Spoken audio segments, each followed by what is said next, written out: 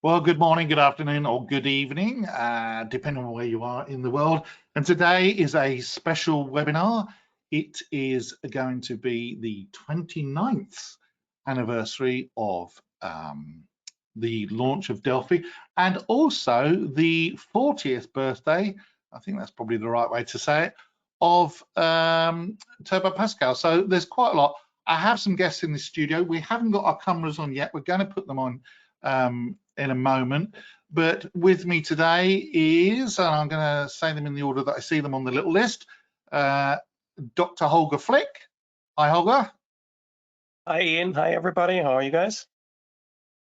And we're all good, yeah. And also special guest, doing my job, I suppose, but now the director, I think, of the US branch of GDK, and that is Jim McKeeth, which I'm sure most of you know. Hello, hello, hello, hello. Good to be here. Excellent. And who else have we got? Marco. Every time I say your name, so I'm going to not try it, and I'm going to say Marco G from GDK. Hello there. Hello, that's good. Marco Geuze, but I just stick with the G. Yeah, Marco G. Yeah, you just sound like a gangster, and I think that's cool. We'll have to do some gangster jokes later on. But Marco, I'm going to say Marco Geuze. Get it right? No. One day I'm going to learn your name and some cool phrases in Dutch. Okay, so hopefully we can all see my screen. Let me just check what's going out. Martha, the producer, is in the background. We're unfortunately using the GoToWebinar interface, which I dislike with an intensity, mainly because I'm just used to doing things a different way. But we are here live, and I see already a bunch of people saying hi. We've also got some Embarcadero staff turning up as well to watch, because we've got some cool things organized. I'm just seeing if Robert Fraser is around. Rob, if you're around, I want to say hi to you, because Rob emailed me. He lives in the Australian region, and he said it'll be like 4 a.m. for him. So, hey, you know what, Rob, I really appreciate it. I know Bernd Wold is another guy that watches regularly. Lots of the people that normally come along to our regular Tuesday webinars. This one's slightly different. And also, if you watch previous birthday webinars, this entire webinar is a little bit different, shall we say. Lots of love there from people saying hi from Zagreb and Amersham, of course. Conrad, hi, how are you? Bavaria, Czechoslovakia, Italy, and a few others. Norway. Oh, see, I've opened the floodgates. Vietnam, India, the Gold Coast. Wow. In Australia. Oh, Rob, it's you. Hi. Yes, I'm glad he made it. 4 a.m. Well done. Drink some coffee, mate. And is there supposed to be any video other than the splash screen? There is going to be something now. So anyway, thanks everybody. We will be here all throughout the presentation, and we'll be turning our cameras on later as well to reminisce about a few things and talk about a few bits and bobs. There are a number of videos from different people, and we'll be showing those as we go along. Okay, sit back. We're going to start with the presentation.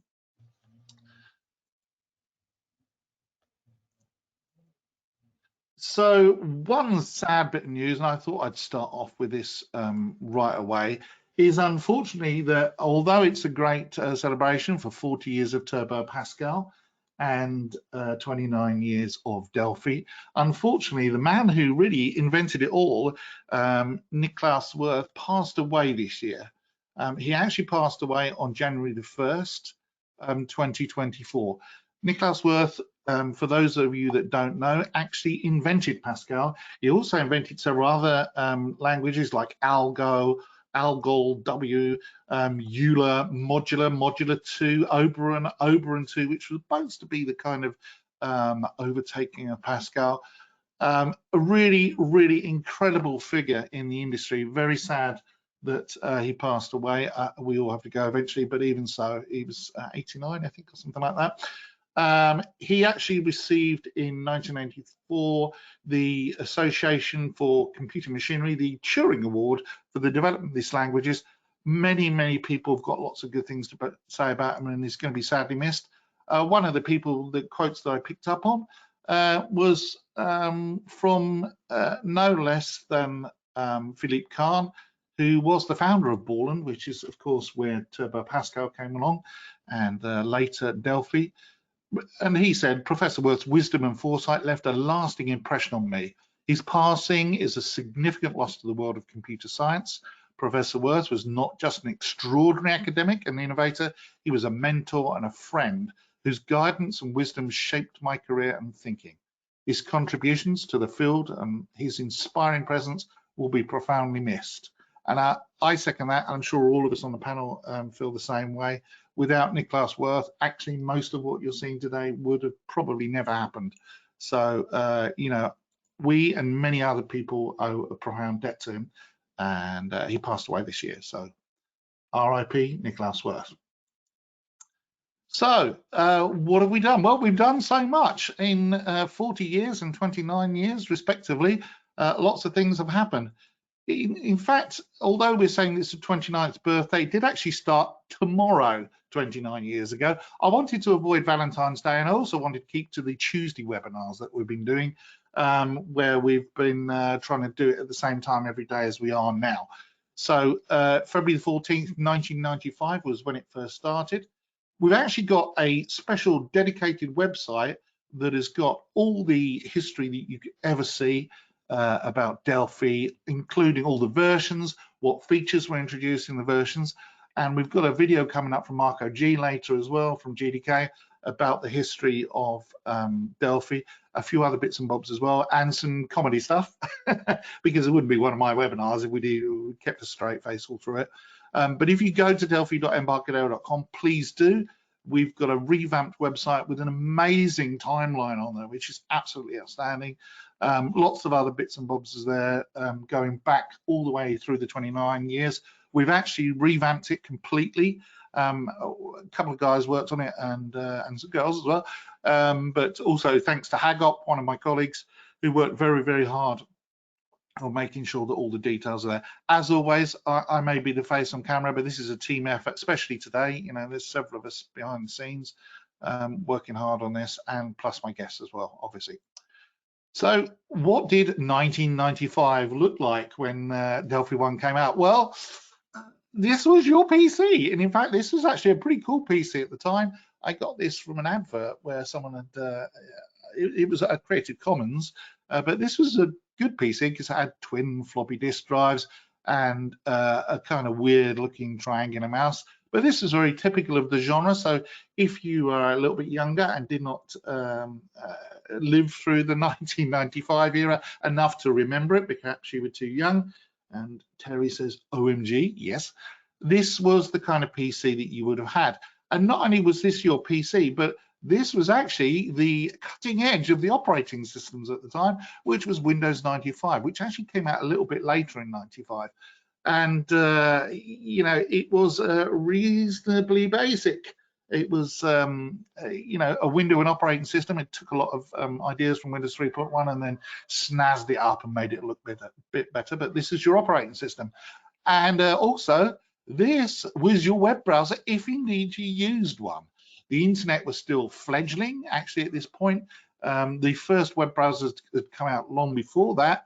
But this was a time when the internet was still actually not that common. The Delphi 1 was delivered on many floppy disks. I seem to remember when I purchased it, because I bought it on the day that it was released, there was a lot of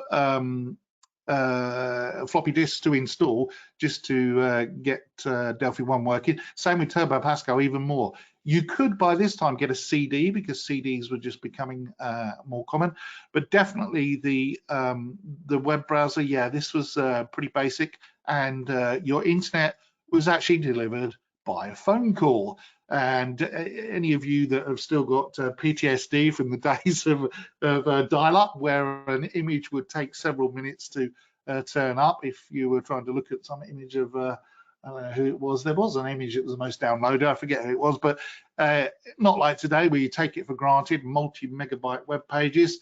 You you know, this was actually a fast modem. This is the one I've got in the picture. There was a 28.8 fax modem, so it was a multitasking. But the big thing at the time in 95 was you would tend to share a fax line or some party line, you know, a shared phone line. You'd be connected to the internet and somebody would pick up an extension somewhere on your landline and cut you off from the internet. So it was extremely frustrating time. But this was the era in which Delphi 1 came out, and even lower than that if you start with Turbo Pascal. And what else did 95 look like? Well, I almost had hair back then. This is a picture of me roughly about that time. In the background there is a box that is actually Delphi, and I'm afraid to say I'm holding a Visual Basic book, but don't tell the bosses, will you? But I at the time was a Visual Basic guru, and did the equivalent of MVPs back in that time for Visual Basic, and worked on some systems there.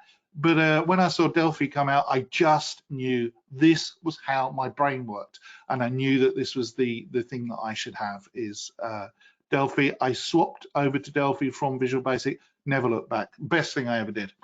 And I didn't get all of our panelists having some weird pictures, just in case, but I did speak to one of our panelists, and that was young Dr. Holger Flick, who at this point, I think, I'm not sure, but I don't think he was actually a doctor at that point. And this is the graduation photo. Is that right, Holger? I can't remember whether you're... Yes, that's actually the yearbook picture, yes. Your yearbook picture. So Holger was a lot younger than me. I was already on my second marriage by this point, and probably my third development job or something like that. But yeah, didn't we look great in 95? And also, as I said before, Turbo Pascal is 40 years old, still very much, very fondly loved by users after all these years. Lots and lots of people mentioned how much they love it and how great it was, but it was extremely basic, to use the wrong phrase there, a very pedestrian kind of user interface, which I'm going to show you a little bit later. I've actually redone it. The user interface took me about an hour to do. I haven't finished it, but just thought it'd be fun to just play around with that with modern Delphi. And Vadim says, hi from Ukraine. I started with Turbo Pascal 7 and TurboVision. Yeah, more on TurboVision later. We've tracked down a Delphi copy of TurboVision, and we're currently trying to make it work on the basis that we'd like to see some apps written with TurboVision if we can make it work. And talking about Turbo Pascal fans, well, some of the fans are very famous people. You'll find lots of programmers will mention, oh God, yeah, Turbo Pascal was the #1 thing back in the day, and no less than Elon Musk, who is now, I think, the richest man in the world, or certainly getting close to it, and cutting edge of all sorts of things like spaceships and self-driving cars that would have been thought impossible back in 95. He started out using Turbo Pascal as well. So this is from Twitter. He said it, so it must be true. And if you want to, you can actually try a Turbo Pascal interface. If you go to the website that I've got listed there, there is a website that actually is loading a thing called a DOS box. I think they call it EM DOS box. And you can actually run Turbo Pascal for real in the browser without installing anything. Now, there are versions of DOS boxes you can download with Turbo Pascal as well, so you can actually play with it yourself. But this is where you know, you can try it in the browser for yourself. So how did it all start? Well, let's have a look at a video now, and I need to make sure I'm getting the right thing. Yes, I have. So we have a video of history. This is from Marco G from GTK, and this is going to come up in a second. Let me just make sure I've got the right one. Yeah.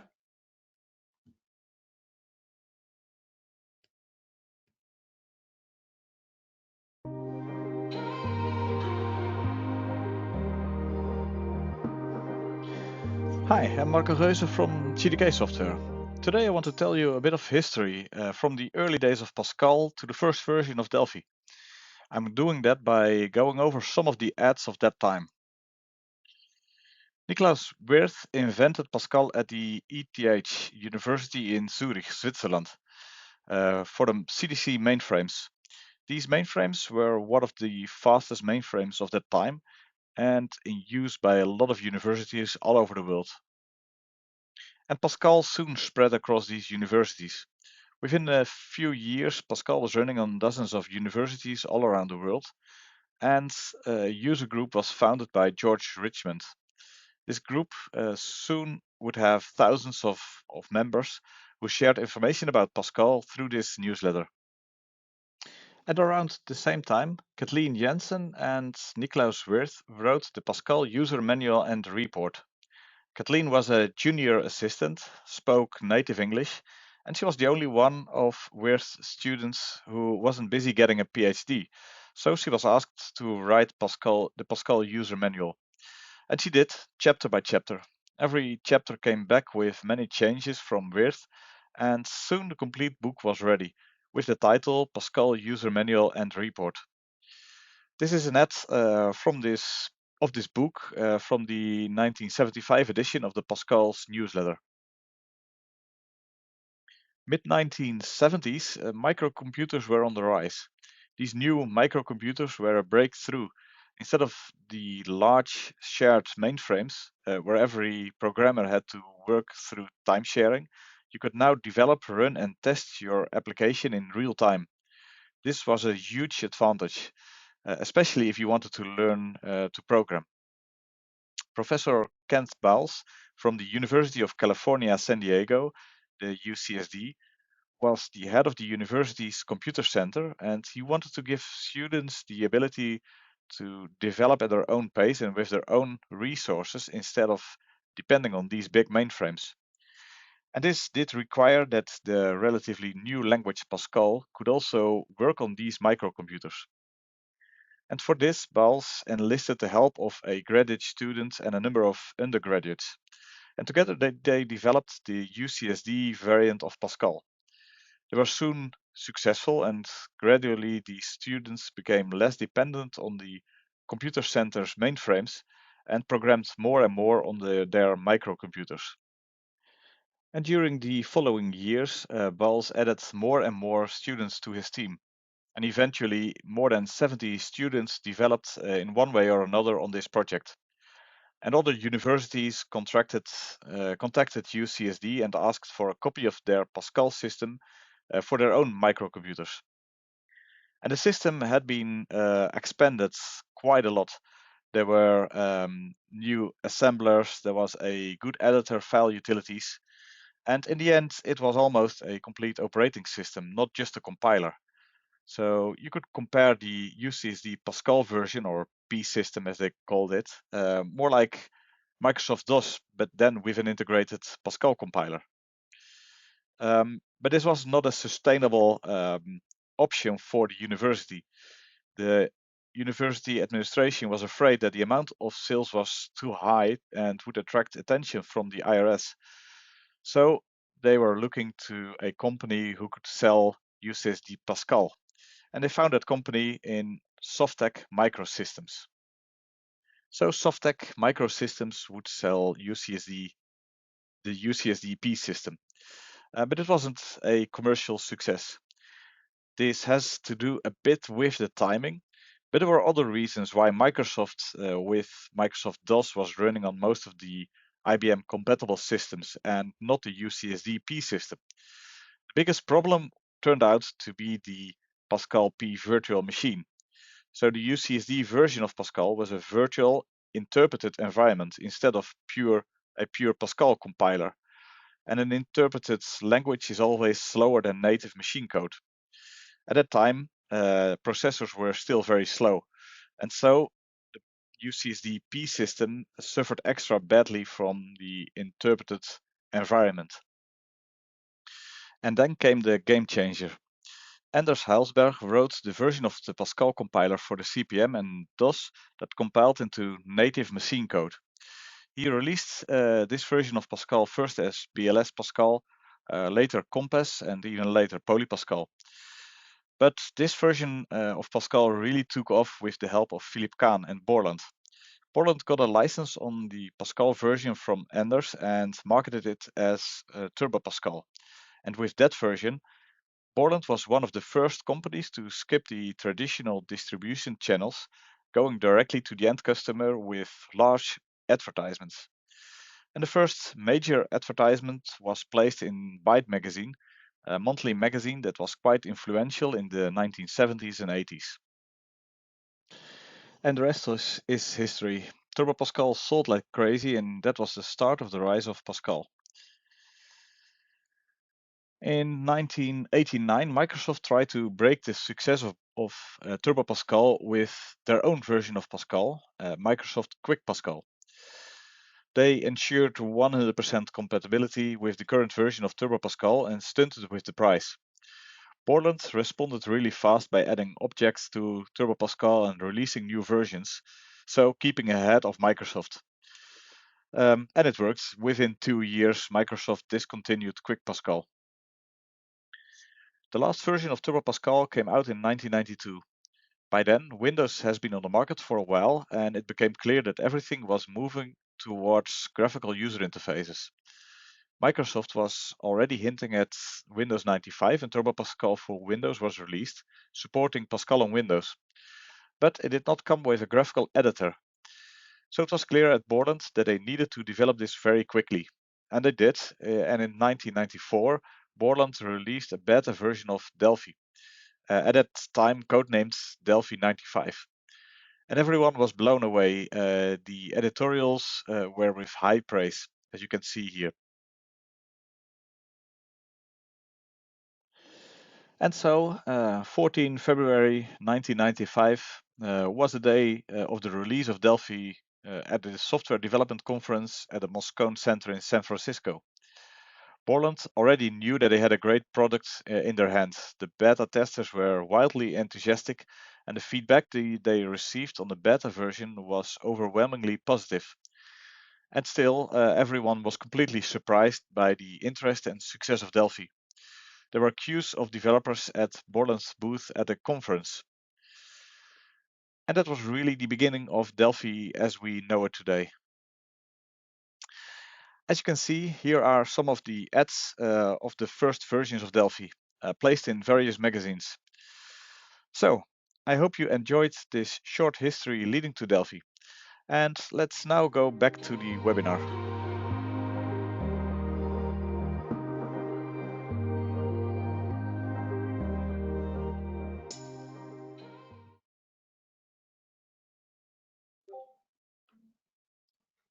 Hi there. Okay, so a couple of people saying they can't see the video.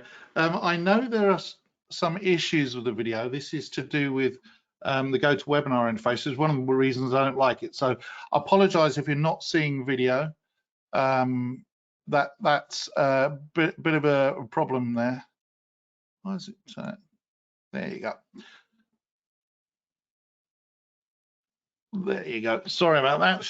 Share my screen. GoToWebinar, it's great. I mean, it's got some real benefits, but also it's got some real horrible quirks as well. We normally use Restream, and I find that personally a lot easier to use. But anyway, the positive there was Marco G from GDK. I just want to thank him for that video. He is here live as well. The replays will include all the videos as well. So if you can't see the video, stick around. You will see us live shortly, and also with the replays will have everything on it. It's just one of those things. Okay, so the next video is by a combination of people, and let's just get that running now. Back shortly. Code Monkey, get up, get coffee. Code Monkey, go to job. Code Monkey, have boring meeting with boring manager Rob. Rob say Code Monkey very diligent, but his output stink. His code not functional or elegant. What do Code Monkey think? Code Monkey think maybe manager wanna write goddamn login page himself. Code Monkey not say it out loud. Code Monkey not crazy, just proud. Code Monkey like Fritos. Code Monkey like Tab and Mountain Dew. Hi, my name is Marco Geuze. I'm one of the Delphi gurus. I'm David Intersimony, also known as David I, Vice President of Developer Relations and Chief Evangelist here at Embarcadero Technologies.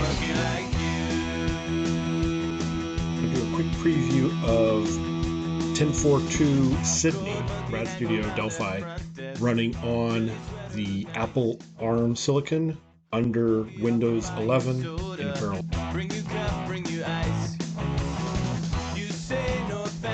Hello, good morning, good afternoon, or good evening. I'm Jim McKeeth, and joining me on one side or the other here is Ian Barker. Hello.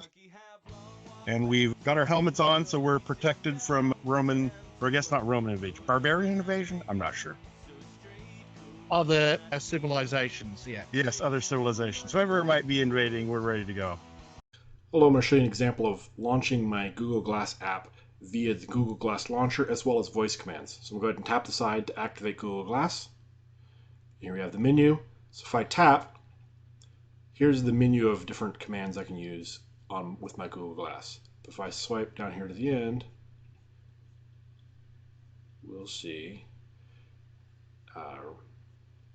Right here is my app I just wrote with the voice command in my level. So I can launch it by tapping right here, or if I go back to the main screen, I can say OK Glass in my level. So showed the voice command there, and then here is the app running.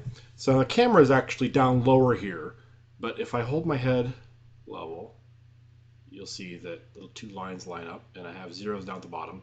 So I know I'm holding my head level. So this is something I'm always concerned about, that I'm not holding my head kind of crazy looking. So you can see as I move my head to the extremes, the line moves around, and I'm using some buffering and animation. So this is actually very, very smooth on the glass itself, but the screencast, as you probably saw, if any of you saw our hype videos, because Jim and I got a little bit overexcited, made all sorts of videos, as you do. This is also a demonstration of shaders as well. If you go to Shader Toy, you can see all sorts of shaders. I think Jim just mentioned that. So you've seen what shaders can do.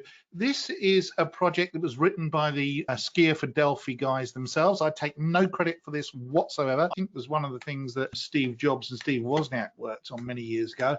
This is an implementation of a similar game for that. We won't call it the B word because it's probably some lots and lots of lawyers in the background are going to. It's a game where you're trying to break out of some bricks. That's the one, yes. But yeah. Good save, yeah. So as you can see, whilst I play this very badly, you can see that I'm moving my keyboard. I've got a very clicky keyboard, so I'm sure you can hear that. I'm going to stop in a moment. But as you can see, the balls are going away and it's knocking out bricks on this wall. And if I just swap for a second and by closing this, I can take this screenshot, which I took earlier on, of what's going on. Now, one of the key things of this game is that, first of all, I'm using my keyboard to move this particular element of the graphic. And there's some game physics going on. When the ball comes down and it hits this little bat there, it backs back up again, and it finds a collision in these wall bricks, or whatever you want to call them, as lozenges or something like that. Also, there's flashing in the background. And the Skier for Delphi guys, for Paolo in particular, mentioned that they're also able to play sound in the background. Now, this demo, they did get it done rather quickly, and they didn't get time to put the sound in, but they can actually have the shaders playing sound as well, because shaders have got a language, a programming language in the background that makes all these beautiful shapes and flashing going on, and the music. It's usually the music's from a static site, but you get the general gist of it. And you can see, even on the resolution that you'll get on this webinar, which is not full quality, it downsamples the animation. It's pretty incredible. And what's even more incredible is the absolutely tiny amount of code in there. It gets some assets and creates some parts, and then most of the code is really just to do with what's happening when I press my keyboard. And then it does the drawing here, as you can see, the little bit of code to draw it, and then renders that shader. This webinar is called Giving Your Apps the Fluent UI Look and Feel with Delphi.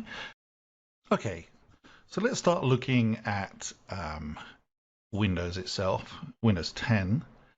This is 2004 or 2004 version. Just to see what we're looking at in terms of the Fluent UI. Let's use Personalize. Up comes this screen. And as you can see in the background, as I showed you earlier on, if you look down here where the acrylic section is, you can see it's partially transparent. I've deliberately chosen a slightly colourful background so that you can see it. I wouldn't normally use this background. I prefer things nice and dark. And you can see also that the highlight moves with the mouse. If I go to colours, another option that we need to support is the ability to swap from light mode to dark mode and dark mode to light mode. Now, my machine is grinding away at the moment. Screen again. We can talk about some other features as well. We talked about the Seago font, which is used throughout. And what happens if we click on this button, for example, in the settings screen? Wait a minute. That's a bit odd. That's not a normal dialogue, is it? Well, of course, even though this looks like the general normal Windows settings screen, it's actually not. It's a Delphi program. And what I've done here is I've tried to show you that the look and feel of the Fluent UI can be completely mimicked or copied, shall we say, by the system. If I just pick the same screen so that you can see them side by side like that, this is an exact copy. You can tell by the icons, and this little border here, the highlight border, is just slightly bigger on the Delphi app. And of course, if you click on this, then Delphi dialog comes up. But apart from that, I would say that's a fair copy. If you didn't know, and we're looking at it very quickly, you would not notice some of the differences. Like, for example, the fonts are slightly different in terms of emboldening. And the border around here, I've made it slightly thicker just so that you can see it a little bit more clearly. But everything else is the same. If I just move the genuine screen to one side and move around like this, you can see the background through transparently. It won't show up very well on your monitors unless you've got a higher resolution. If you're running this at HD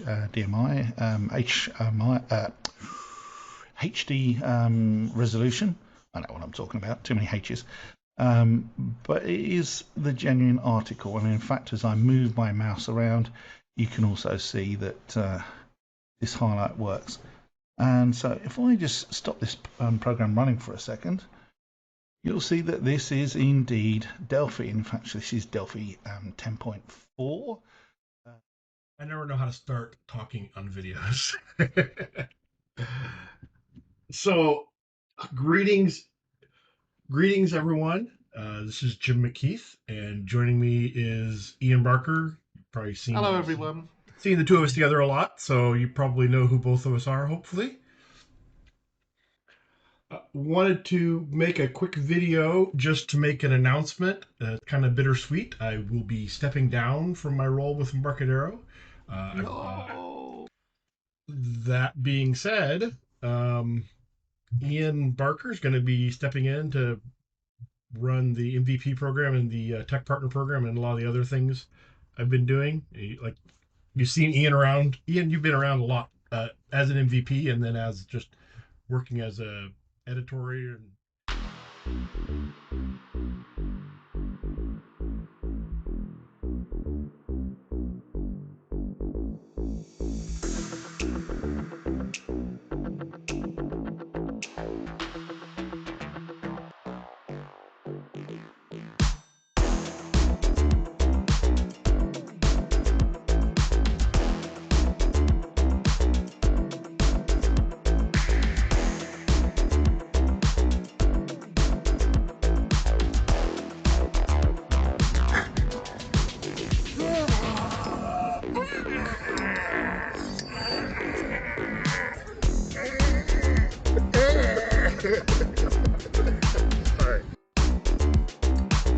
Blink mode.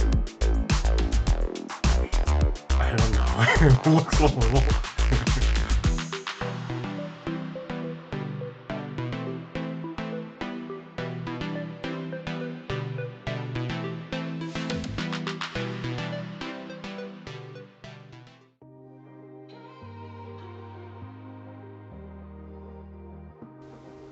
This is the original Delphi 1 box. And here there is a box of Delphi 5 signed by the dev team. And finally, this is the Delphi 6 box. Now we can look what was inside the box, and there were many manuals. Something that's not really common today. Database application developers guide, local interface server, user guide, Delphi for Windows, component writer's guide. That's an entire book covering how to write custom component. The ReportSmith report engine,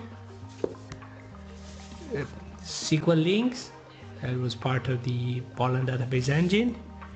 And finally, the introduction, which was the user's guide of Delphi, and it was covering how to use the IDE.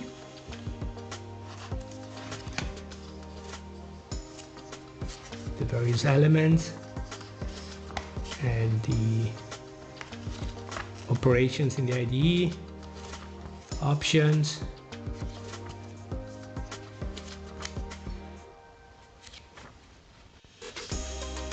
These are three of the most classic Delphi books that were created for Delphi 1. This is Pacheco and Teixeira, Delphi Developer's Guide. They ended up doing a lot of editions. It was a foreword of Heidelberg, and it's a massive book covering everything in the product, more or less. And you can see dynamic library, migration from Pascal, debugging, ready-to-use demos. There was a lot there. The other very popular book was Charlie Calvert, Delphi Unleashed. He also went ahead and published many versions after this one. This is the first one that got out by Sam's Publishing. This is the summary of the contents. You can see it here. It was also a 1,000 pages book, more or less, and covering a lot of features, data structures, files, debugging, BD, SQL language. And then one that wasn't as popular but was probably the best book in terms of technical content, Danny Thorpe, Delphi Component Design. This was more focused on understanding how components work and streaming work. Was much smaller, but was very deep in terms of technical information. Meant for someone writing components, but also for someone who really wanted to understand Delphi deep into, like, I don't know, VMT tables, structures. Again, was really much more technical, not an intro book, but was worth every page and every concept, because it really helped people outside of the team understand the core tenets of the product. This is the first edition of Mastering Delphi. See, it's a big tome. Actually, it had 1,500 pages and had the entire coverage of everything you could do with the product back then. From VCL development on Windows, and that was actually Windows 3, it's not Windows 95. You can see the look and feel in the images. It's an example of the IDE, and there was a hierarchy of the components that was also available as a poster later in the product. And this is the table of contents.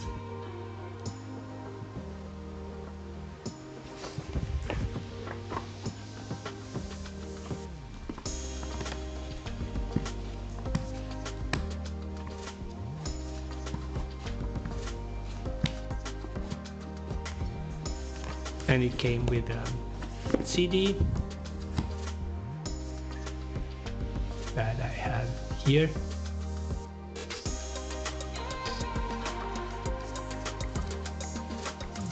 This is before Delphi. It's Turbo Pascal for Windows on floppy disk.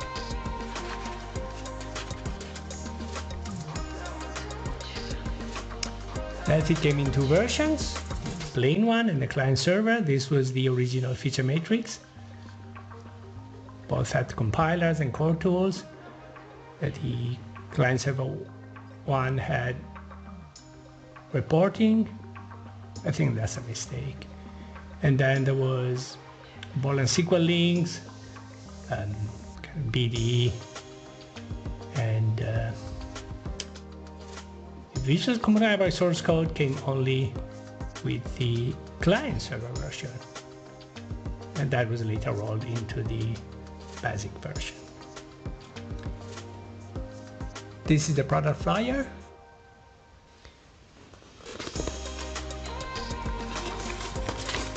It covered the key features, component palette, the development model, some of the integrated features, and of course the UI was classic Windows UI, and then the list of the features in the box. These were the product Borland was doing that time. The Delphi launch event took place at the Moscone Center during the Software Development Conference West in '95, and this was the entrance of the conference center itself. Now this is a view from the inside of the conference, and this was the exhibit hall. Microsoft was showcasing in great evidence Windows 95 that was about to be released. Now this is another angle, Symantec C++, it's a big show, and then Borland had both the older tools, C++ products, DBase, but forefront and with a lot of visibility. It was all focused on Delphi. And in fact, I have this image. The quality is not great, but this was the Borland booth. You see Delphi boxes all over, and actually you can spot David I was in front of the booth. And finally, this is a picture of myself at the time during this lecture. Now this is where things got officially announced. As you can see here at the Software Development 95 conference at Moscone Center in San Francisco, there was the Delphi launch, 7 p.m. Tuesday, February 14th. And then it was, of course, 1995, 25 years ago. There was a big event in the big ballroom, some 5,000 people. And the people assembled there and met to see what was coming with this new product. The product was also in exhibit at this booth, as you can see. And if we now open the conference program, we can see there was a big product address. There was a keynote, the importance of object computing, the algorithmic link by Philip Kahn, and then right after that there was the introduction to Delphi. And here you can see me playing with Delphi 1 in a virtual machine, while on the other monitor there's actually Delphi 10.3.3, just doing some simple kind of random operations, creating a very small app, dropping a few components. That's the object inspector. changing the text of the edit box there, and then the code behind the button, which is kind of the standard add an item to the list. And this is the application running. You see it's really fast.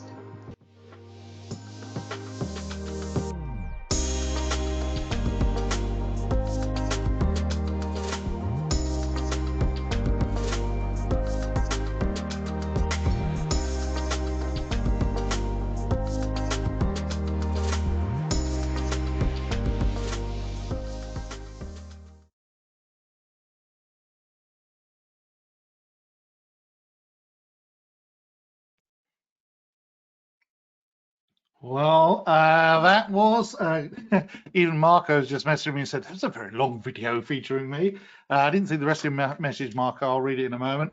But I just wanted to show you some of the things that have gone on. Lots and lots of videos are out there. And of course, this is part of developer outreach, which is the kind of thing that I do, developer advocacy. And lots of people said, oh, I love your shirts. Where did you get your shirts from? Well, we're actually thinking about producing some shirts at some point. That's a marketing thing. I have to negotiate with them. But the begin and end one is one that people seem to particularly like, where I've got the symbol on the front and the back of it that says begin. And of course, on the back, it says end. And Jim and I with our helmets, yes, there is a source for the helmets as well. We'll talk about that a little bit later. I promise you, you don't have to be weird to be in developer outreach. I mean, most of the developer outreach people have been quite normal. As you can see, 3 perfectly regular guys there who just happen to be the developer outreaches. There's David I into Simone, Anders Olsen in the middle, who's off. He does all sorts of other things now. And then Jim on the right, who is, as he said earlier on, channeling his inner David I. As you can see, the tie-dye shirts were de rigueur. Luckily, I'm not weird like them. I'm actually perfectly normal, so you don't have to worry. You're in safe hands with me. I'm staid and down to earth. You know, as I always say, I get up every day and I write code, and you know, that's what I do. I'm a proper developer. No messing about or being weird from me. But part of developer outreach is also keeping it interesting as well, so that you're not just watching endless videos of Delphi code. We like to kind of mix it up a bit as well, and so we thought we'd show you a video of something that Jim had, because Jim is one of these people that he likes to mess about with things. And first of all, we'll do the exciting bit, and then we'll do the even more exciting bit. So we'll start off with this video of a Tesla coil. All right, so here we go.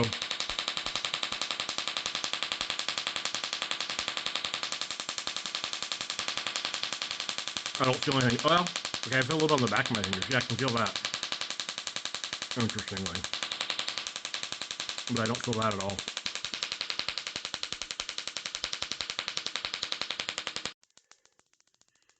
Let's turn up the power. We need more power.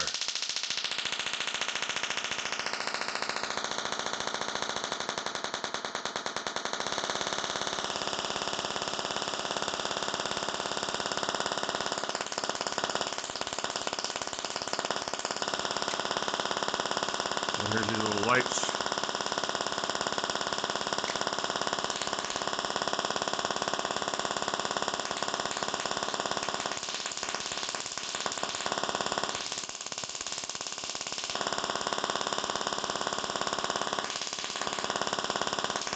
Woo. Oh, I can barely feel that. Ooh, that got warm.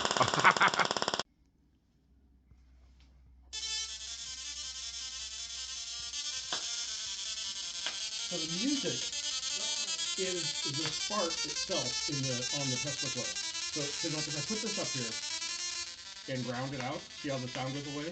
But it's the pulse of the Tesla coil heating the air creates the compression waves that we're hearing.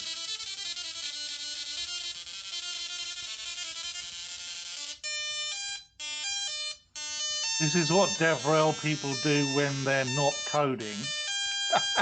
Jim and I met up and had a lot of fun.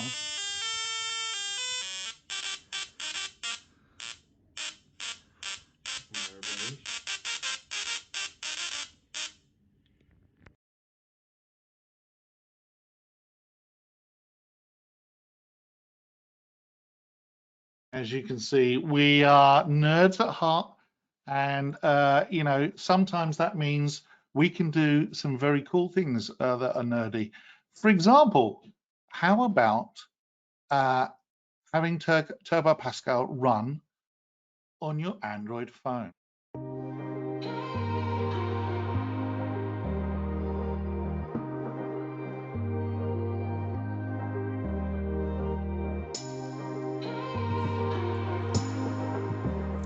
My other video goes into details about how to install everything, but I just wanted to do a short video right here running Turbo Pascal on my Android phone. I've got everything installed already. First thing I want to do is run VNC server, but I always test to make sure it's not already running first with list. It's not, so I'll say VNC server localhost. And now it's running, so if I do list, we'll see it there. If you have it running already, you have to kill it.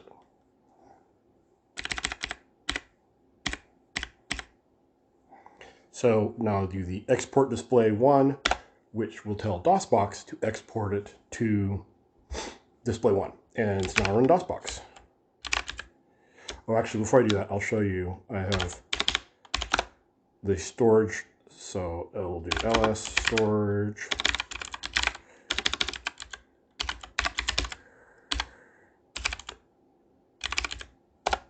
So here's where I've copied the contents of DOSBox, or the Turbo Pascal, into a folder there, shared folder that I've then given access to Termex. So now I'll run DOSBox.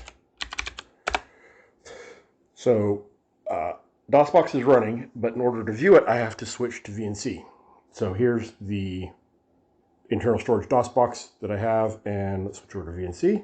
I've already got Termex set up to pointing to 127.0.0.1.59.01 with the password I set up when I set it up. So I'll hit connect.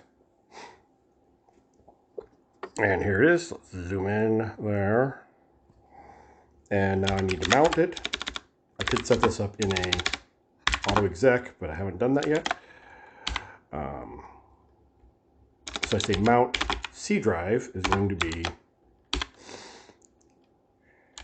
shared or storage. That same path I just showed you. Shared DOSBox.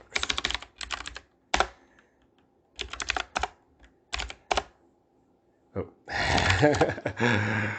CD P7. And now I hit turbo.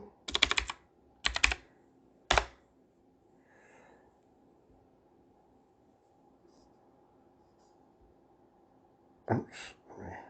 Come on. Get that zoom just right so it looks good.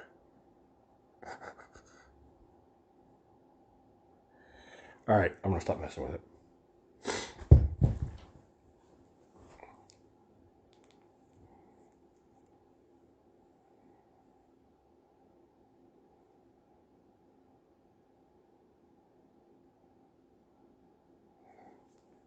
Now this is running from my local Termex. You saw that it's connected to 127.0.0.1. I'm going to come over here and say acquire wake lock so that Termex doesn't go to sleep.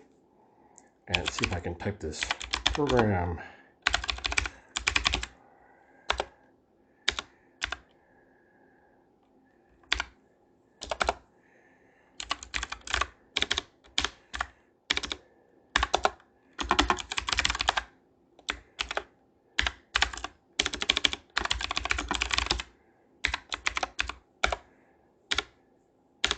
Actually, we'll do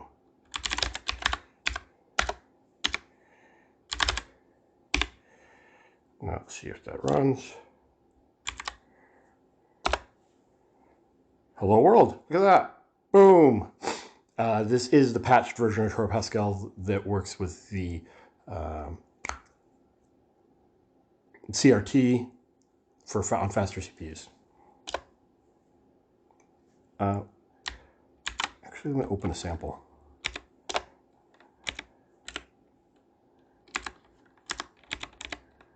So I'm in the bin folder now, so I'm going to go up to examples, and oh, what the heck, let's run the CRT demo, since I said it's patched. I don't even know what this one does.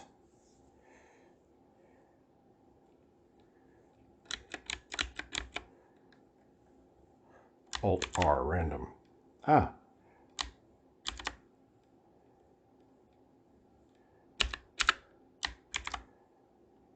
Okay, well, I'm not sure what that's showing me, but there you go. Escape, exit.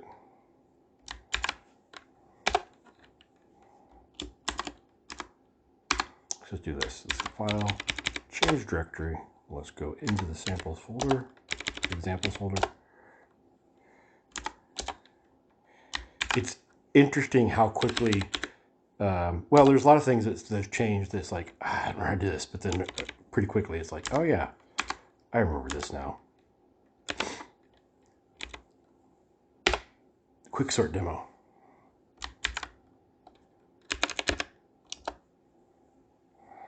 That was quick. Let me put a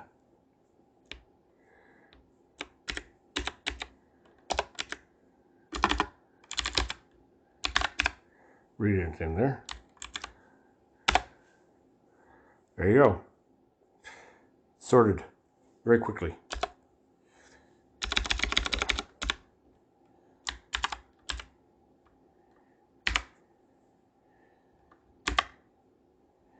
And that is Turbo Pascal running on an Android phone through Termux, which is Linux and DOSBox.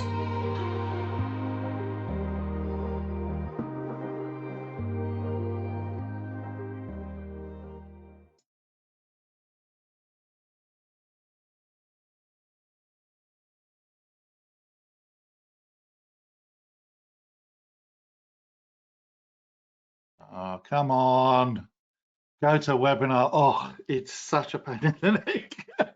I'm sorry about that. Some people saying they can't watch a video. Even producer Martha is having troubles with her internet and saying she's got black screens.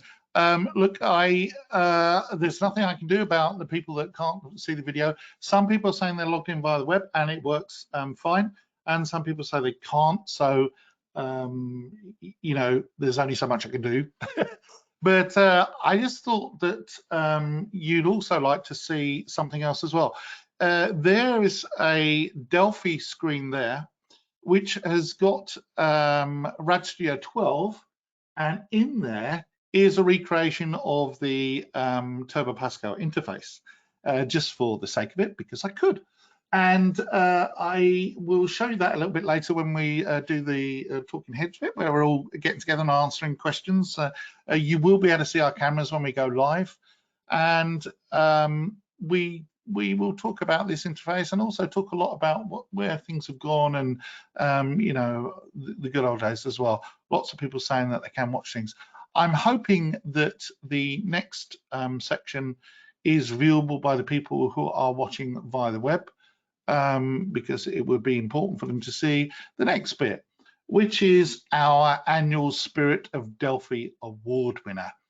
This year is the first time that I've actually been involved in it, but we've been awarding it every single year for quite some time now. I'm not sure how many years, Jim. It's been a while, isn't it?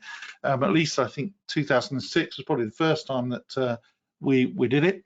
But this year is we've finally got up to date. It's been a tumultuous time, as any of you who've had trouble downloading things from servers and all the rest of it. We look like we're getting out of the woods on that problem. But even so, some of these people who come up for the Spirit of Delphi Award, it's hard to pick one person, because some of the MVPs, people like Marco Geuze, who's on today, Holger, very, very active, teaches so many people all sorts of stuff, and he's written umpteen books, at least 5 or 6 now, but we're going to talk about his latest book later and in a future webinar. There are people out there like Gabriel Oliveira, I apologize if I'm saying the name wrong, Gabriel, who does streaming on things like Instagram and stuff like that. There are people like Landerson and lots and lots of people out there who contribute towards the community in all sorts of ways. So I can only pick one, because there can only be one Spirit of Delphi Award winner.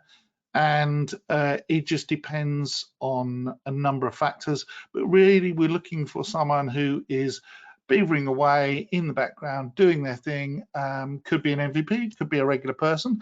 but we want to make sure that we're encouraging them to carry on doing what they're doing.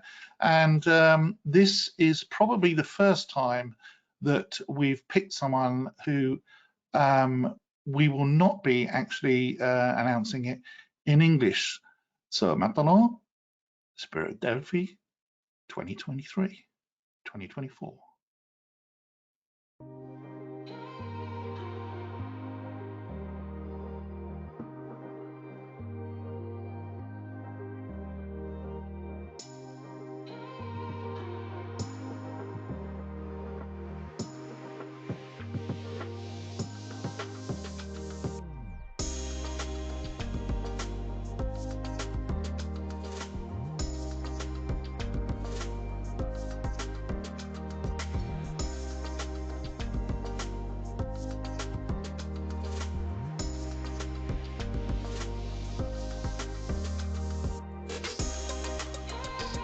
Bonjour à tous et à toutes, bienvenue dans cette session de codage en Delphi. Aujourd'hui on va finir Fifra Peak, puisque a priori il ne reste que des tests à faire sur Android et iOS. Je vais aussi changer 2-3 trucs dessus, mais a priori on va se contenter de ça et de la publication sur Google Play, Amazon App Store et l'App Store d'Apple pour les applications iOS. Alors sans plus tarder, direction mon ordinateur de ce qu'il y a dans ce programme-là. Je vais prendre le buste. Donc normalement c'est un gars avec... voilà, ça vient, c'est bien, il s'affiche correctement. Et je vais prendre un paysage derrière, avec un cadre. J'espère qu'il passera. Oui, c'est merveilleux. Alors, si je prends toutes les icônes, normalement il va me les dessiner. Donc là évidemment tel quel, c'est moche. Hein. Le personnage il va passer devant le cadre. Le fond, je vais changer la couleur par contre. On va passer sur du...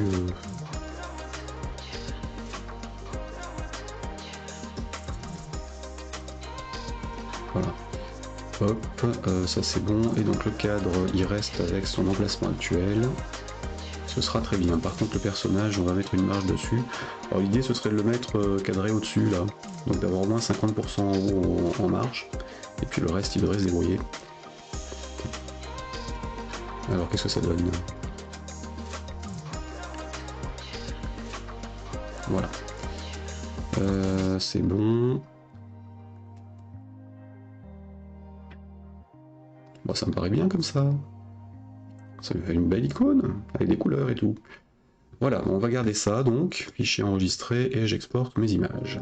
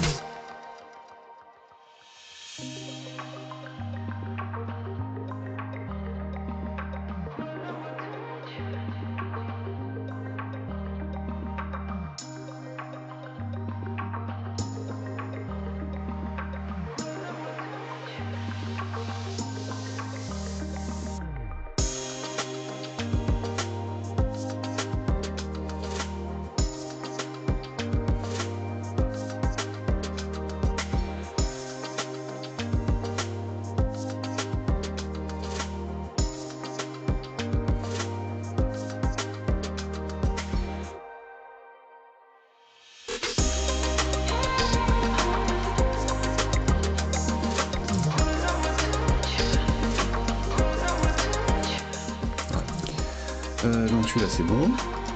Et donc lui. Donc il reste ça, tu es là.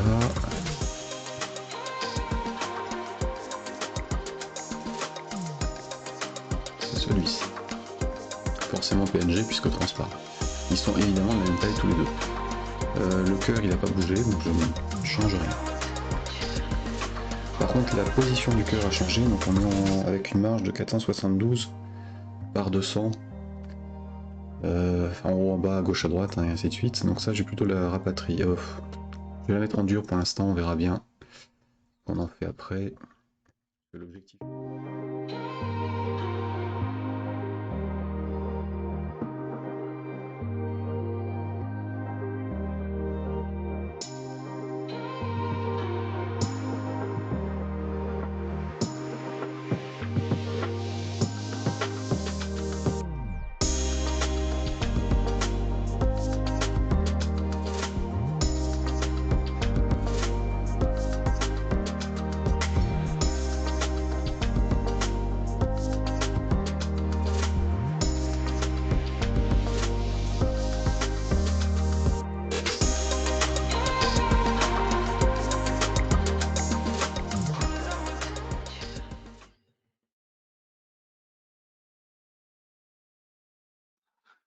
Well, hopefully we're now doing everything.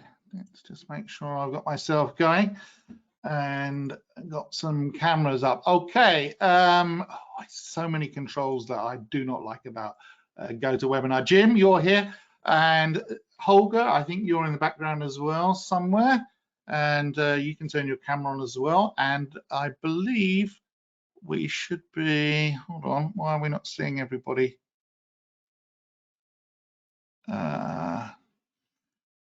Jim, how do I make everybody's cameras show up? It says that the view is not. Do you know how to do that? I see everybody's cameras. I think it's working now. Oh, okay, cool. Yeah, do you know, I really hate GoToWebinar with the pressure. Oh. Okay, so congratulations to Patrick Prematin. Patrick, for those of you that don't know, Patrick streams regularly on twitch.tv.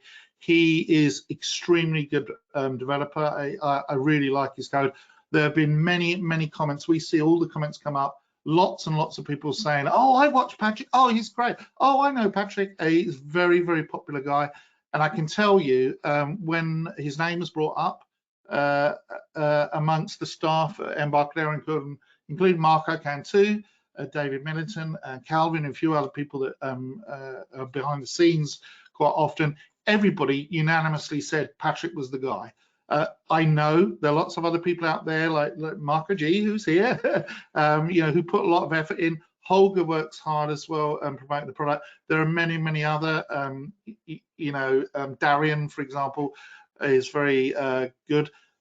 Gus is one of our new MVPs, who isn't really a Delphi guy. That's how he says it.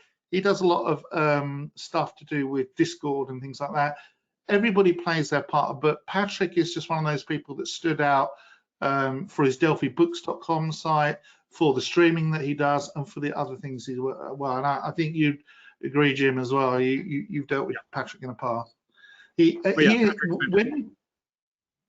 when we did a coding boot camp, we did a couple of like week-long coding boot camps. Patrick was there every single day answering questions. I was being paid to do it, and it was hard work, you know. But Patrick did it voluntarily, just because that's what he loves to do. You know, well done, Patrick. All of us, you know, think you're awesome. And we haven't decided what we'll be getting you as a reward, but you will be getting a logo to put on your website, and we will be doing a blog post about it too. As well. So there you go. Lots of people, you know, the questions. We're not going to get all these questions. We've got too many. It's just be there forever. So Holger, I should also mention, I'm sure he'll lift it up at some point, but Holger's got a new book out, and we're going to talk about some other books in a moment. But Holger's book, this is going to be a webinar, our next webinar, I think on the 20th, is that right? I can't remember. I'm trying to encourage marketing to actually market that. But this is Holger's new book. It's all about developing an entire app from scratch, a complete app in a book. Really good stuff. Holger, did I mention it good enough? Yes, thank you. Also, great forward in that book. I don't know who wrote that. Yeah. Oh, yes. I forgot. I wrote the foreword, didn't I? Yes. And also Marco, who did Marco Geuze, who did a really good history video there. You're writing a book as well, is that right? Yeah, it is indeed. Well, it's yeah, it started sort of as a keep it secret if you like, but sorry. Carry on. No, yeah, it started as a couple of blog posts a year ago, I think, and then it got bigger and bigger as these things sometimes go. So I was looking at the history of Delphi and Pascal, and well, there's so much to tell. So a couple of blog posts wouldn't be enough. So yes, indeed, writing a book about the history of Delphi and Pascal. And what you've seen is, well, part of the history that was just focusing on the advertisements, some of them, which was fun to see. But yeah, there are a lot of fun stories to the history of Delphi and Pascal.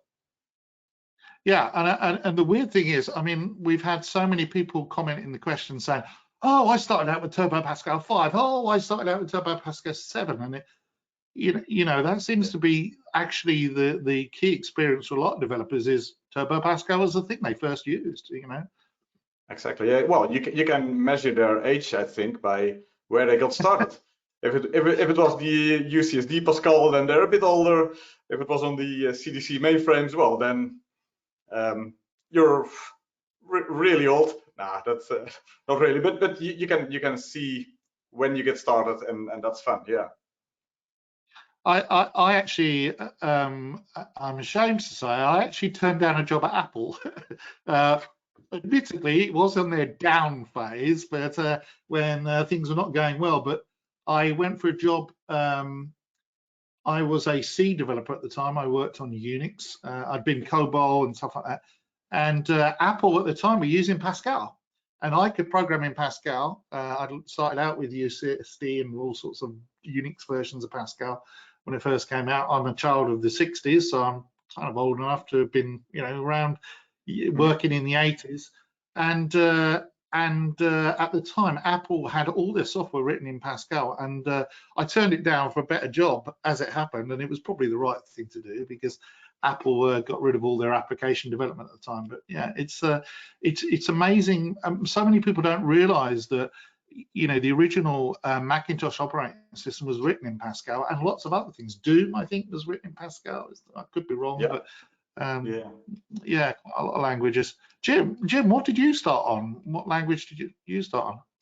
I started Was it Clay tablets? Oh wait, I'm older than you, so. I started technically in batch file. Well, no, Commodore 64 Basic, or Commodore VIC-20 Basic, actually. Yeah. Holger's nodding. I guess that. GW Basic. That's what it was called in Germany. I don't know if it was called GW Basic anywhere else, but that's what they called it in MS-DOS 3.3. Yep, I used that as well. That's what I started with, yeah. And then no Pascal, Clipper, DBase, Clipper, and then only Pascal because they had this Delphi out there with the database stuff, and Turbo Pascal because of high school. And I don't know if you remember, I wanted to mention this. There was a difference actually between Turbo Pascal and Borland Pascal. Like Borland Pascal had like this, I don't know, was it like special DLL capabilities, and then also the capability to intertwine with the Windows version of Turbo Pascal for Windows or something. And that was the first version that I actually purchased, that I saved, put away money, and then I purchased the Borland Pascal, and then I graciously got an upgrade to Delphi 2 from Borland in Germany at the time. I wrote them a letter. I said, like, I'm a high school student. I have Borland Pascal. Does this qualify for an update? And they said, okay. High school student. Don't we all feel old? Marco, I don't know how old you are, but I suspect you're not as young as Holger then. Is that true? 16 when I got Delphi. 16. Oh, okay, 16. Yeah, I mean, we've all had kind of checkered history, I think, but most of us, you know, Borland really featured very heavily in lots of developers, you know, history. And, you know, the company struggled a lot from time to time, which was weird. I mean, they didn't capitalize on some success that happened. There were lots of recessions and things like that that hit the industries. And you know, lots of people still posting comments and, oh yes, I remember the 80s with Turbo Pascal and that, but you know, it was the thing.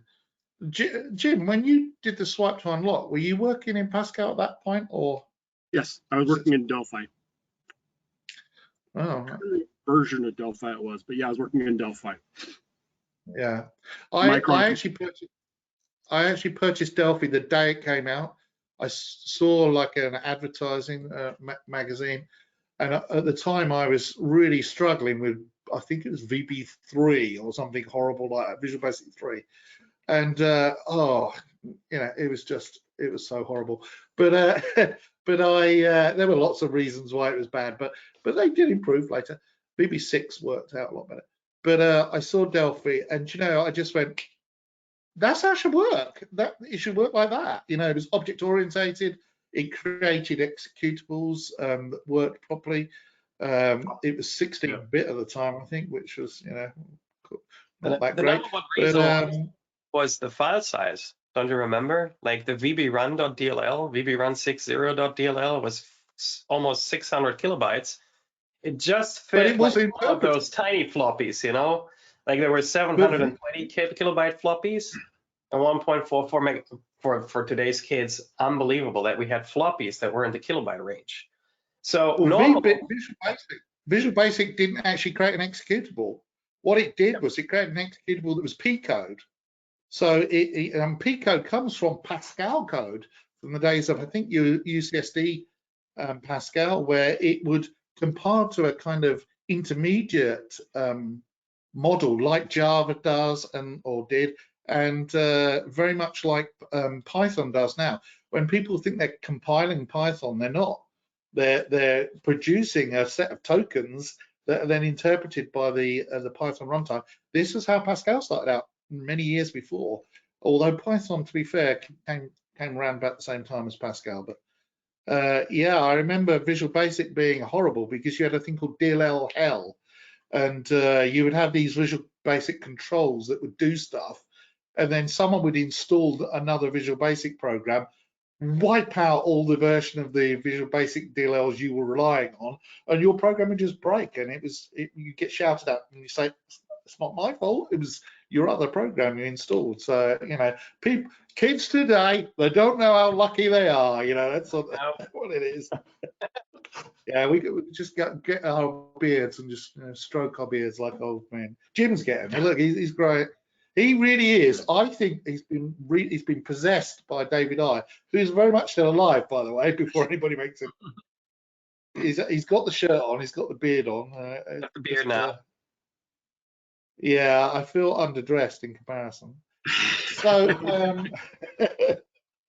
so I mean, you know, I all three of you guys are people I consider to be experts in the field, and I know you're fans because, I mean, obviously Jim, you know, did developer relations for 10 years, so he's kind of expected to be a fan. Marco, your company GDK is expanding outwards, isn't it? I mean, you're a Delphi, you call yourself, and I heard you say this before, Delphi software house or something like that, or Delphi shop or something like that. Yeah, we are expanding a bit indeed, which is fun. I think that got started when we previously did a couple of other things. So we played around with some web development and some other stuff. And the moment we focused on Delphi, then things got started, let's say. And it's always good to, if you focus on something, and why not do it on one of the best languages there is. So once we got that, then indeed, yeah, we started getting into the Brazilian market, which is great because there are a lot of great developers in Brazil. So it's really good to be there. So, and then Jim joined as well. Well, then you know you're on the right track, right? Well, that was the Jim, thing. When I talked to Marco about GDK software, I was just immediately struck that they're like 100% all in on Delphi now, and just lots of great developers all over the place. And that's one of the things I noticed as well, is that there's so many fantastic developers in Brazil. And I was just like, oh yeah, this is the kind of company I want to work with, where it's just, you know, all in on Delphi and has a great team of great developers. Yeah. And I mean, Holger, you see, Holger's a little bit of a traitor. He's got his MVP shirt on there, but Holger is a very bit. I always tell people this. Holger is. Yeah, I never got my MVP shirt. I've got a different one now, so I've moved up a bit. But yeah, I never got my MVP shirt. That's a long story. But yeah, I mean, you do use other languages as well. I think it's fair to say you're an Apple fanboy. I always call you this, and then you pull a face as if I've just said something horrible. But you know, I would say that, you know, it's fair to say you do a lot of Swift, you do some JavaScript and things like that. But you're still very much a Delphi person. I think that's true to say, is it not? Yes, but in order to be basically saying to people, hey, Delphi is still that gets you there the fastest or the most efficient, you have to know, I don't want to say the competition, but you have to know the other languages. How can I basically present TMS Web Core as a web solution and not know how it works in JavaScript and what tools are available there, and say, hey, this gets you there faster? And that's what I'm actually going to focus on in the future a little bit more. I'm going to show, hey, this is how it works with Delphi. And this is how much work you would have to do if you were to do it in JavaScript. You know, I mean, the only thing that right now, after looking at it extensively over the last couple of months, is the only thing that is really, really making JavaScript easier sometimes is the Copilot.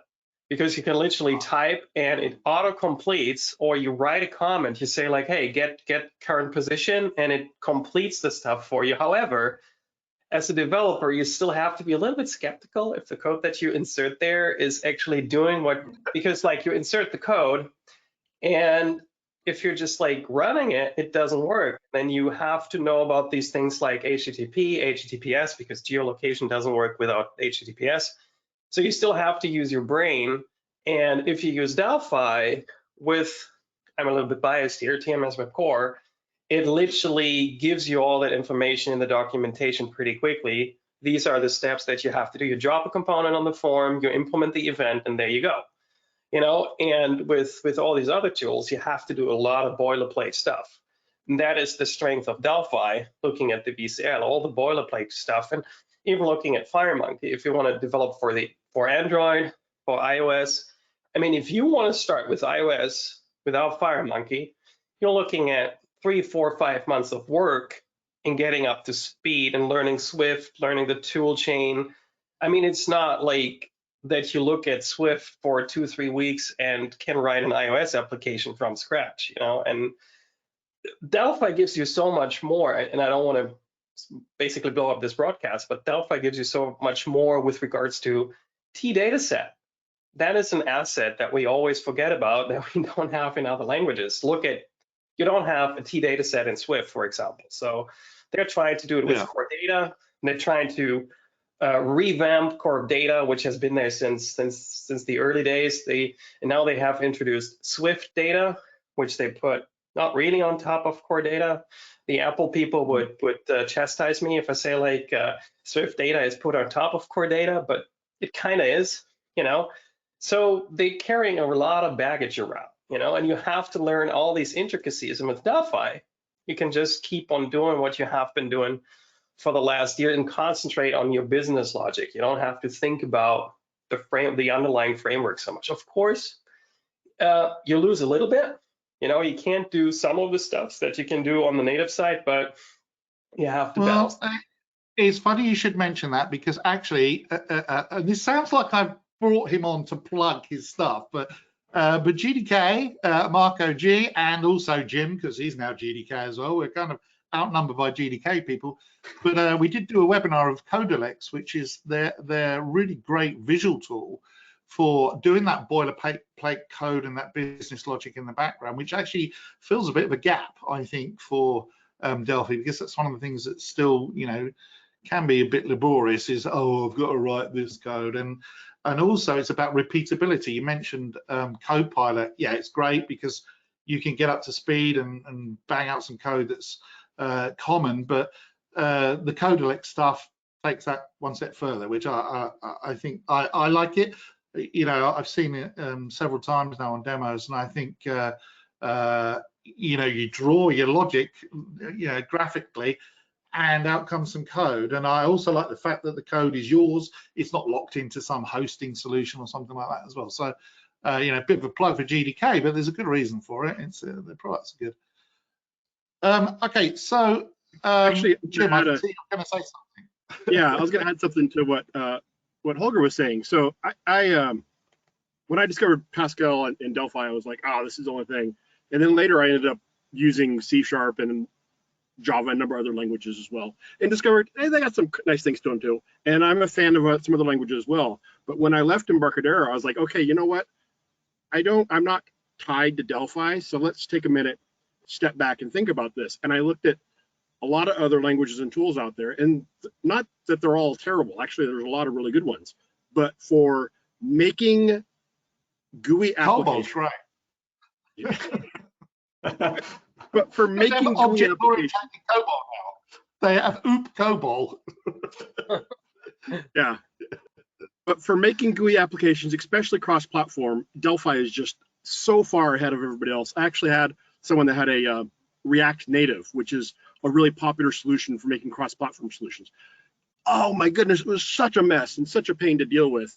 And it just made me like, wow, I wish everybody knew about Delphi and used Delphi, because you're missing out. So yeah. This is the trouble that basically unmanageable after, like, as soon as you build it up, you know, this declarative like user interface, it becomes like, for me, it's the team spirit in there. Like, if one person builds something, it might still be maintainable, but these systems keep growing and you keep like putting things into components, and at some point it becomes like this huge giant tree of components, and you lose all track of how you React application. That's the down end, no compiler.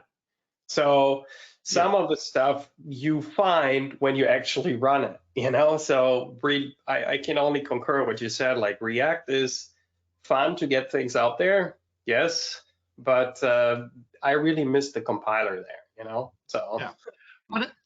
And the thing is, you know, before people think we're just running an advert for Delphi, this is one of the reasons why I am happy to be the developer advocate, which is the name I chose for the role, is that I actually do genuinely get up every day and write code. That's for real. I'm a developer first and foremost.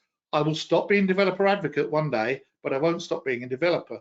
And I have been a C developer, C++ developer, COBOL for many years, right up until the millennium as well.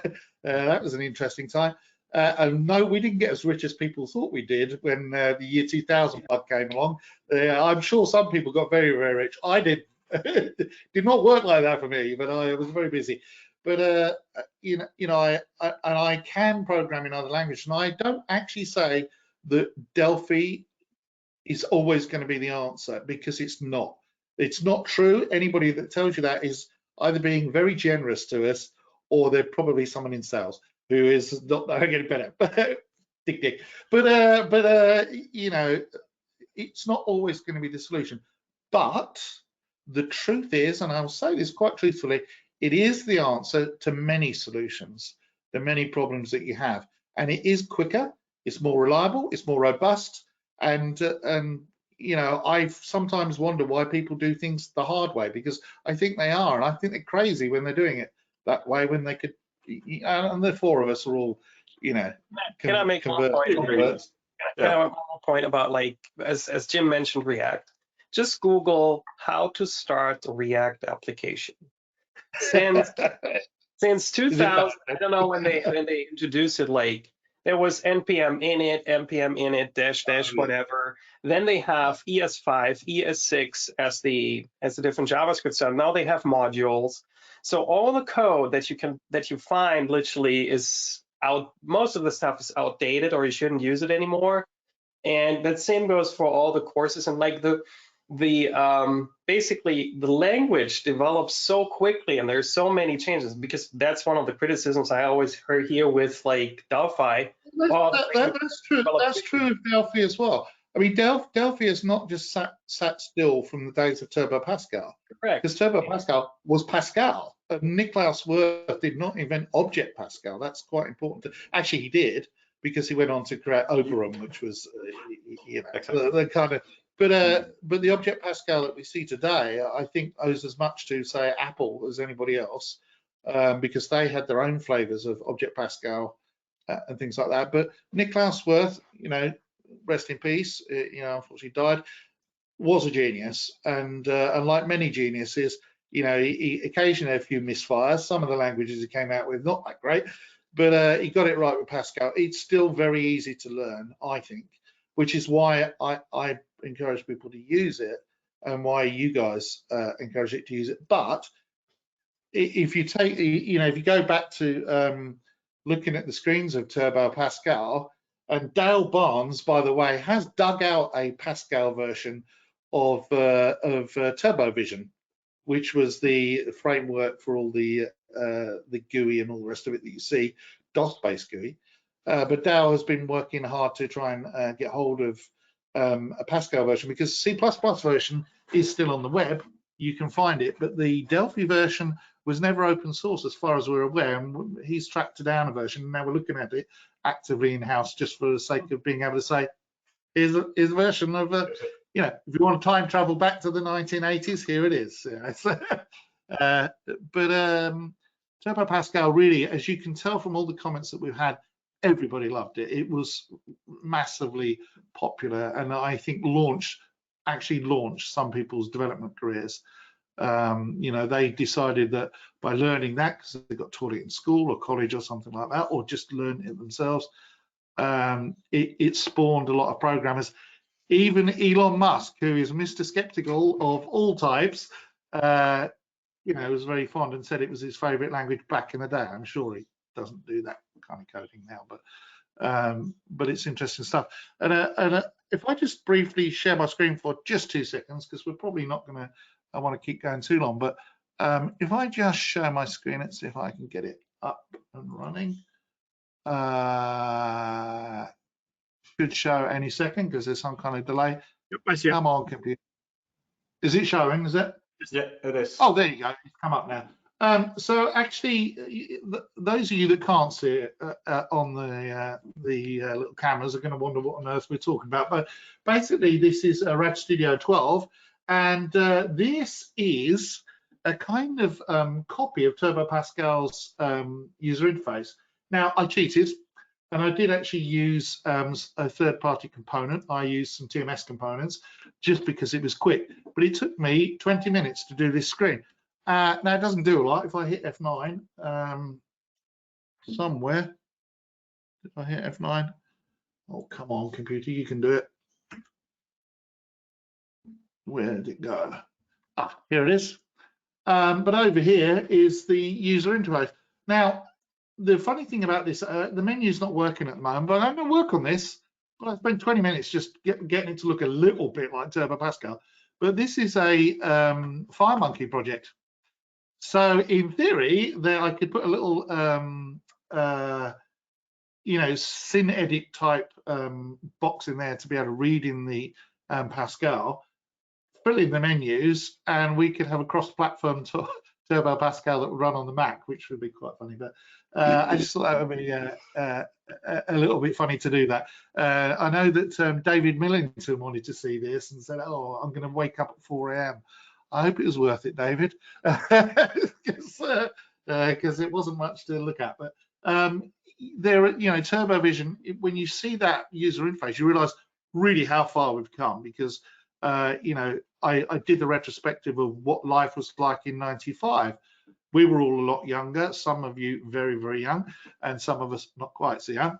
And even myself, I had hair and was slim and beautiful, and now I'm not.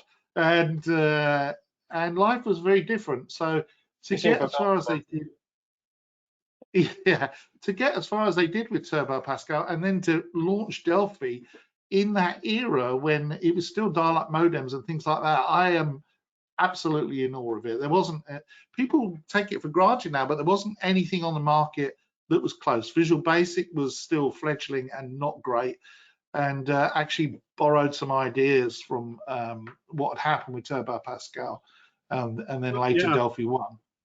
Both Turbo Pascal and Delphi really revolutionized. You said that launched people's development careers, but it really revolutionized what software development looked like at the time. Turbo Pascal, it wasn't the first integrated development environment IDE, but it did really bring that concept forward. And instead of having to go compile, linkler, you know, blah blah blah blah, and debugger, all separate tools, they're all in one place. And then yeah, Delphi, you know, it was people called it a Visual Basic killer because everybody used Visual Basic for building applications, but Visual Basic didn't produce executables. It was very limited. You couldn't extend Visual Basic with Visual Basic. I knew a lot of Delphi developers that built ActiveX controls in Delphi for Visual Basic developers that were developing applications, because they had, you know, 1,000 Visual Basic developers, and they built that. One of the people in the questions said that they saw a demo of someone, one of the employees, I'm not sure who it was because I've lost that question now, we've got so many, but of someone compiling the Delphi IDE with Delphi back in like the days of Delphi 4 or something like that. Yep. It was actually, yeah. So it's Delphi is mostly, I think the IDE is mostly, if not all, Delphi. I think there's a few pieces of other languages scattered about a little bit gradually being moved out, but yeah. But I mean, leveraging other things and stuff, but yeah. As Anders said at the time, he was dog fooding the IDE, because a better way to actually, and I know there are bugs. We know about QP. We're dealing with it. I know there's been a hardware outage, and I'll mention now that QP is being dealt with. There was an issue with it, which is why I'm trying to do it. And the hardware outage, I understand this has been extremely painful for lots of people watching. It's not something I have any control over. I do get all the messages that people send me telling me how happy they are about the outage, and I'll use that phrase obtusely. It is being worked on, and 12 is back up. So if you haven't looked at 12 recently, that is up. They're looking at the others as well. It was a bad hardware outage, and it was difficult to recover from. Lessons have been learned. Yes, I'm sure 2020 hindsight, we could have gone back and done things differently, but actually it's managed by a completely separate area anyway, rather than the Embarcadero people that you tend to see day to day have got no influence on it, yet we're here to listen to your complaints. And please do. If you've got something you're not happy with Embarcadero, or there's something you think we should be doing, or there's a suggestion you've got, or it would be really cool if the IDE did this, ian.barker@embarcadero.com. You can email me. I mean it. Email me. I reply to all your emails. Sometimes it takes me a while because I get a lot, but I will make sure that the right people answer the questions and at least hear about them as well. So, you know, don't sit there and think that we're some monolithic company, because we're not. Every single person who's got an @embarcadero.com email address is extremely passionate about the company, and Jim will probably bear me out on that as well. These are people who love the product for the love of the product, and really genuinely believe in it. Certainly the people that you see on the videos and things like that, they're not just shills for marketing. You know, they are genuinely enthusiastic, as I was. You know, I love Delphi from Delphi 1. That's why I ended up helping Jim out as I did, and then eventually taking over the role of developer advocate. And that's why many people like Holger are MVPs, and Marco even as a company that's based on it. So. Oh, it's a couple of things. I'm scrolling through the questions. I'm compulsive about that. But there's a couple of things that came up. One, someone was commenting about using it in school, and they wrote a program with Delphi and got an amazing grade. It's like, oh my goodness, this is amazing. But when I was down in Brazil, I was talking with I'm trying to remember who it was. I don't remember who it was. It was somebody in Brazil, and he was saying that he was in a class on Python, and he used the Delphi FMX for Python library to build his GUI for his Python application with FireMonkey, and he designed it all in Delphi, exported it Python, and ran it. And everybody in the class was like, you made this with Python? This is like the best GUI ever. And they were just completely blown away because it just was so much better than the other GUIs that were out there. And you can make GUIs in Python, but the key is it was really easy to make a good GUI. And then Roland. Sorry, I just have to say, Marco needs to go. Yep, I'm really sorry. But continue as long as you want. That's okay. No, Marco, can I just thank you for the video you did? That video will get shown again. Great history. And also, you've got a lot of other things planned as well, some of which we've not talked about today, and the history book as well. So you'll be coming back, I'm sure. And Jim will be around. Yeah, all right. Thanks a lot, Marco. Sorry, Jim, Marco. Carry on. That's fine. There were some comments I mentioned React Native, and some people were saying, well, how does it compare? And a few people kicked in saying that, comparing it and saying that it's like TMS Web Core is such a better web framework than React Native, and talking about companies they worked at that have these teams of a lot of different developers, and it's a headache. And they keep trying to say, it's like, come on, just consolidate all in Delphi and have a good solution. Yeah. I mean, you know, like I said, I don't want this to. I want this to be a retrospective of Turbo Pascal and Delphi for the birthday, but also, you know, I don't want it to sound like we're just here to market the product, because we're not actually. You know, we're here as consummate fans of the language, but also, you know, it's an opportunity for people to see some of the history, because not everybody is up to date with it, and we are getting a lot more newer people join. The CE edition, which has got a problem downloading at the moment, but the CE edition is attracting a lot of attention, and so we're getting lots of new students. I've had multiple students email me with questions and things like that. We reached out to Discord, and Gus is our new MVP for that, because that's what he's good at doing. He was running things, but there's a few other Discords around as well. Telegram is a big thing for Brazil, for example, and Skier for Delphi, Jim and I's favorite open source project. They use Telegram for their apps. We are everywhere: Discord, Discourse, Slack, Facebook, LinkedIn, you name it. People say, oh, well, you don't come to the forums very often. There are hundreds of them. That's why I have to work as well and not just go on social media. But the Facebook group for C++ Builder, for example, has, I think, over 25,000 users. And not so many for the Delphi, but even so, there's a lot of people in the Delphi groups as well. There's a lot of interest. So, you know, you can get lost in social media, but you know, it's Robin just asked about a hobbyist level license, community edition, free for hobbyists. If you're not a professional software developer, it's designed exactly for you. Yeah, don't click on the button at the moment, because it won't work. If they click on the button, it will actually say, sorry, you can't do that right now. Sales will help with trials and things like that, and if you contact them, they will talk you through it. The reason is the hardware outage is affecting the installation of the CE edition. So great, it's a good thing. But you know, like I say, lots of lessons learned about that situation. And believe me, you know, for every single person that screamed at us, there are 50 new people inside the company who are screaming as well. So, you know, if you came around by Austin or someone like that, I'm sure you'd see the pain and things like that.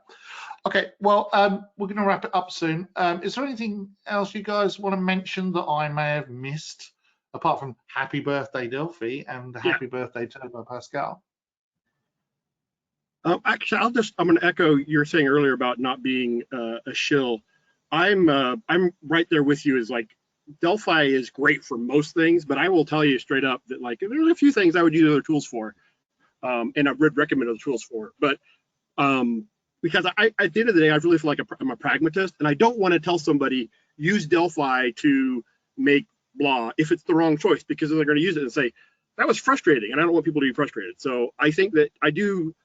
I love Delphi. I love a lot of other programming languages, but I think for most of what we do, especially if you're doing like line of business database driven GUI applications, there's no competition in that category.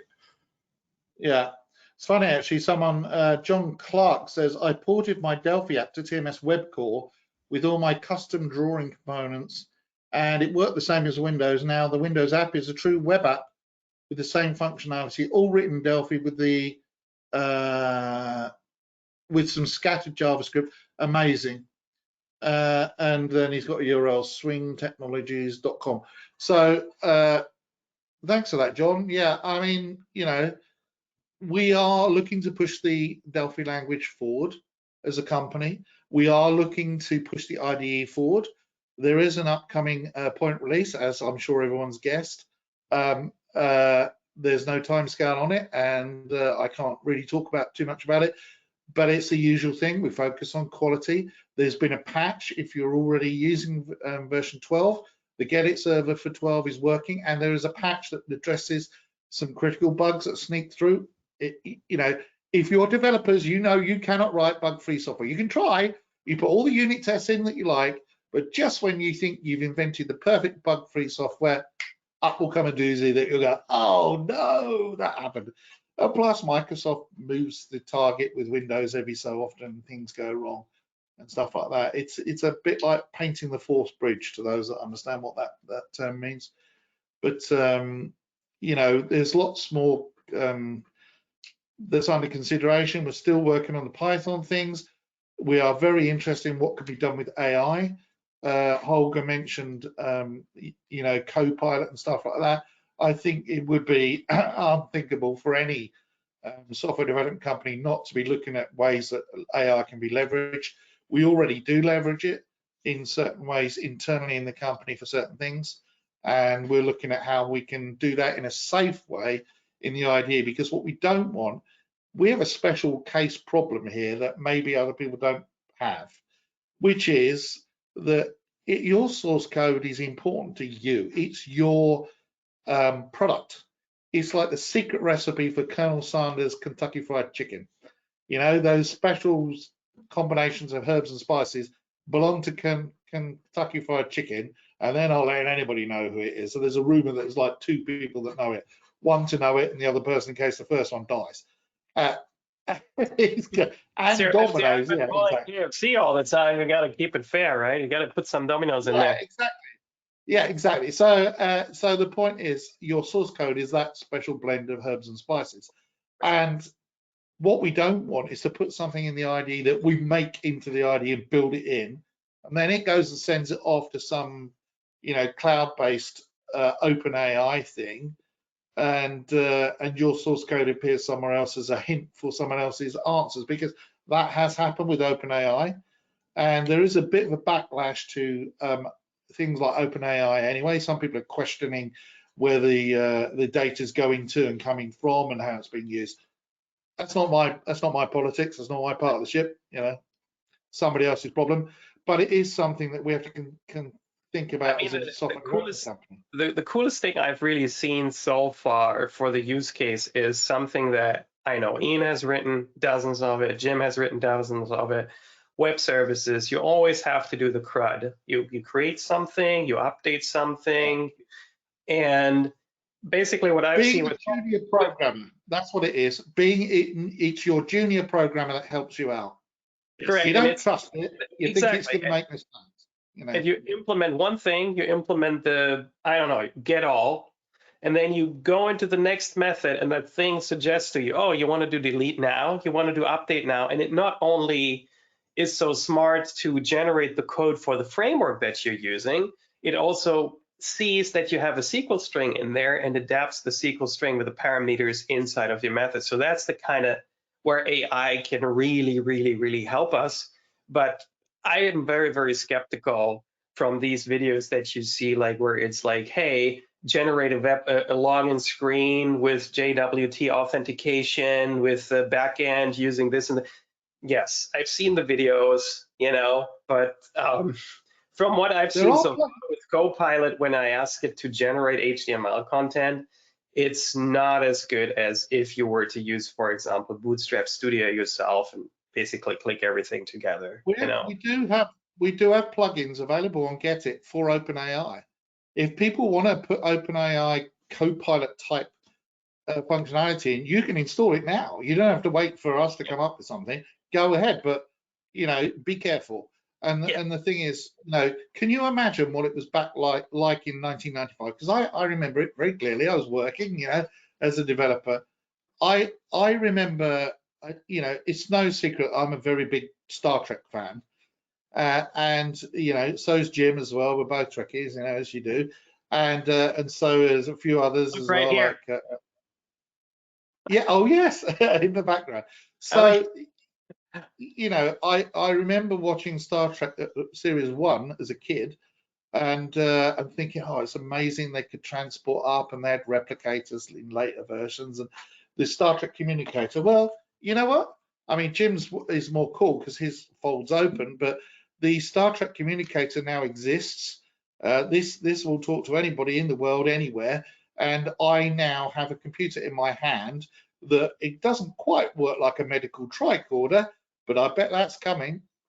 I wouldn't be surprised if someone out there is working on that kind of technology, because it wouldn't be difficult you can already get remote control barbecue sensors to sense how hot the meat is when you're grilling it.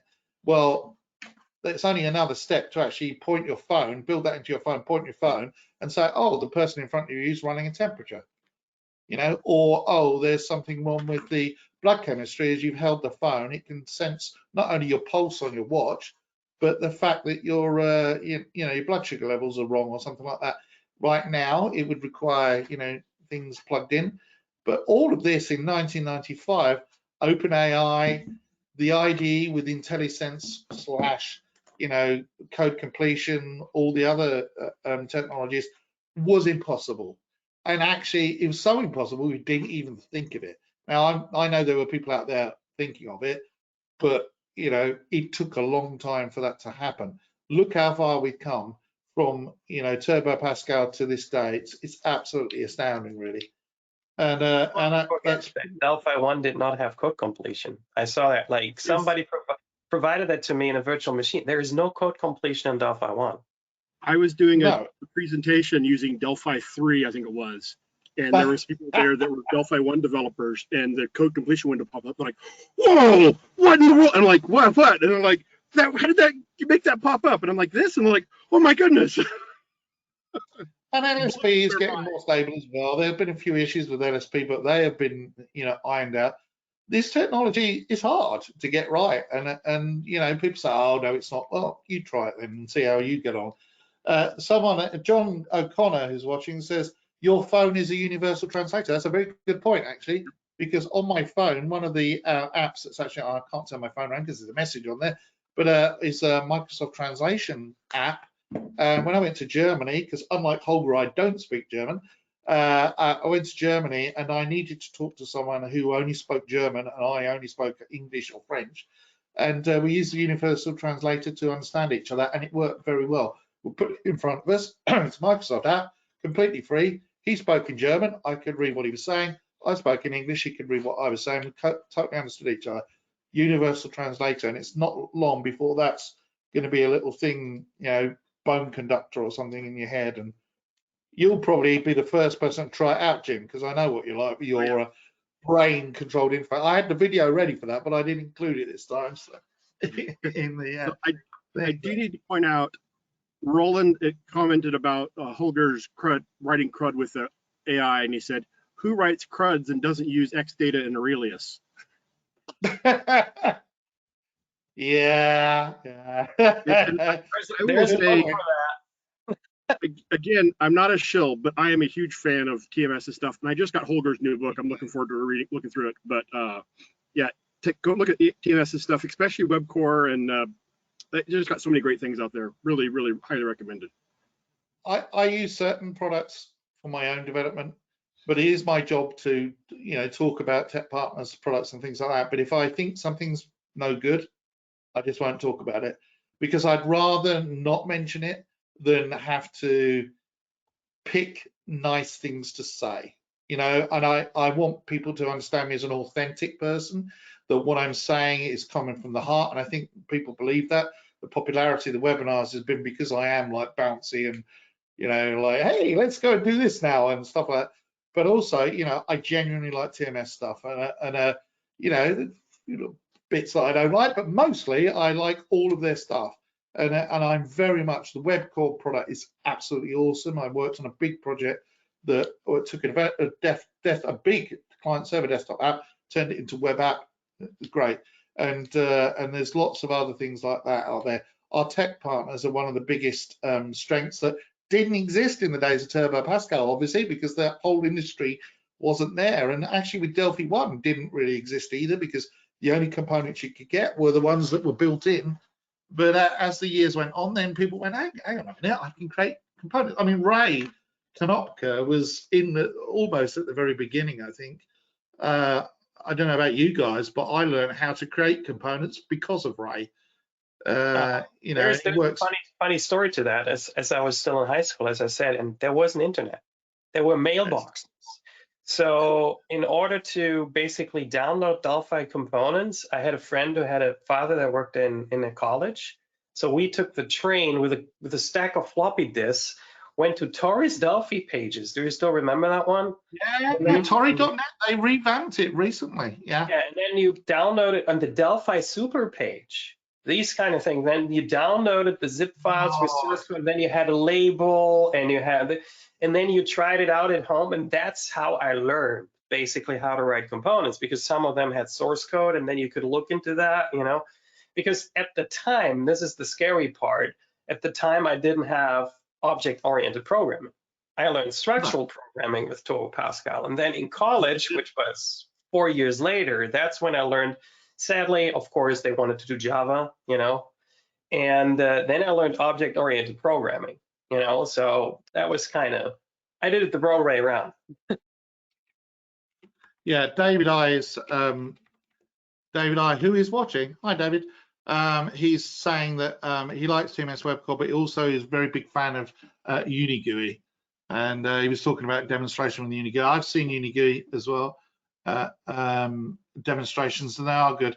There's more and more out there. And that's one of the strengths of Delphi in general, is, as I said, this ecosystem built up of components. And I always say that was the thing that really stood out with Delphi, was that you could take ready-made functionality, drop it on your app, and it's safety in numbers.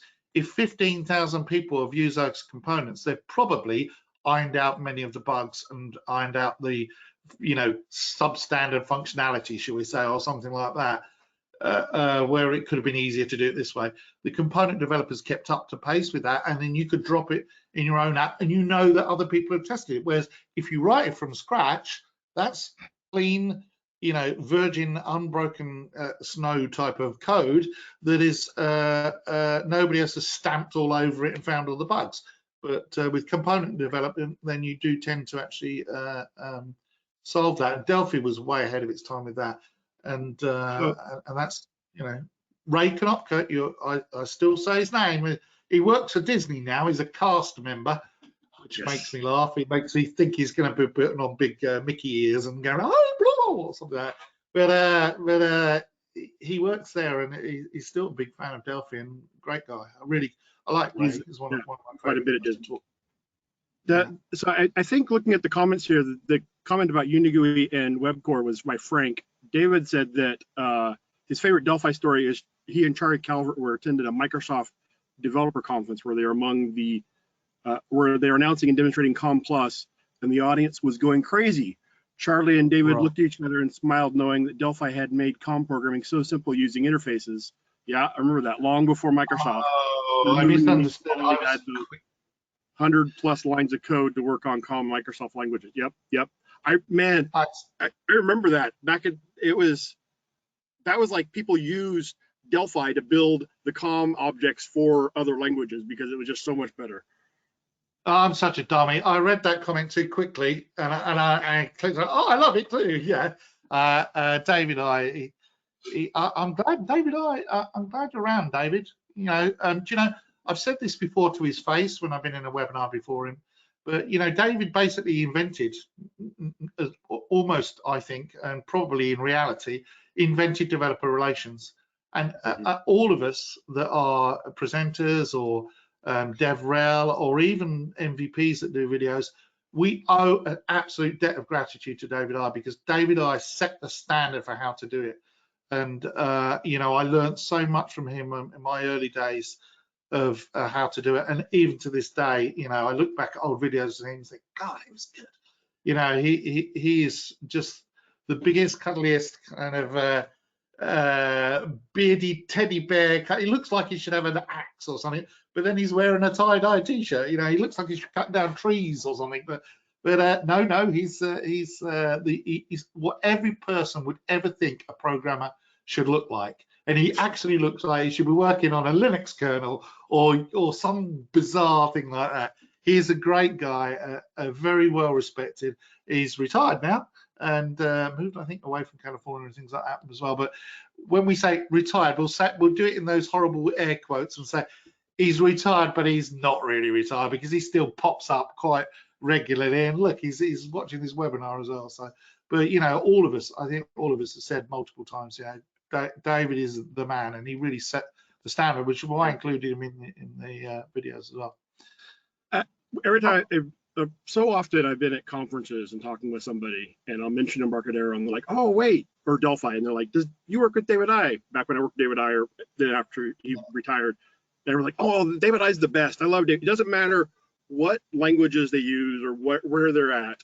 Everybody knew David I, and just thought he was the best. When I ran into Philippe Kahn at a conference and was chatting with him for a little bit, and he commented a few times about how much he just thought David I was the best and loved him and really missed him and so on. So yeah.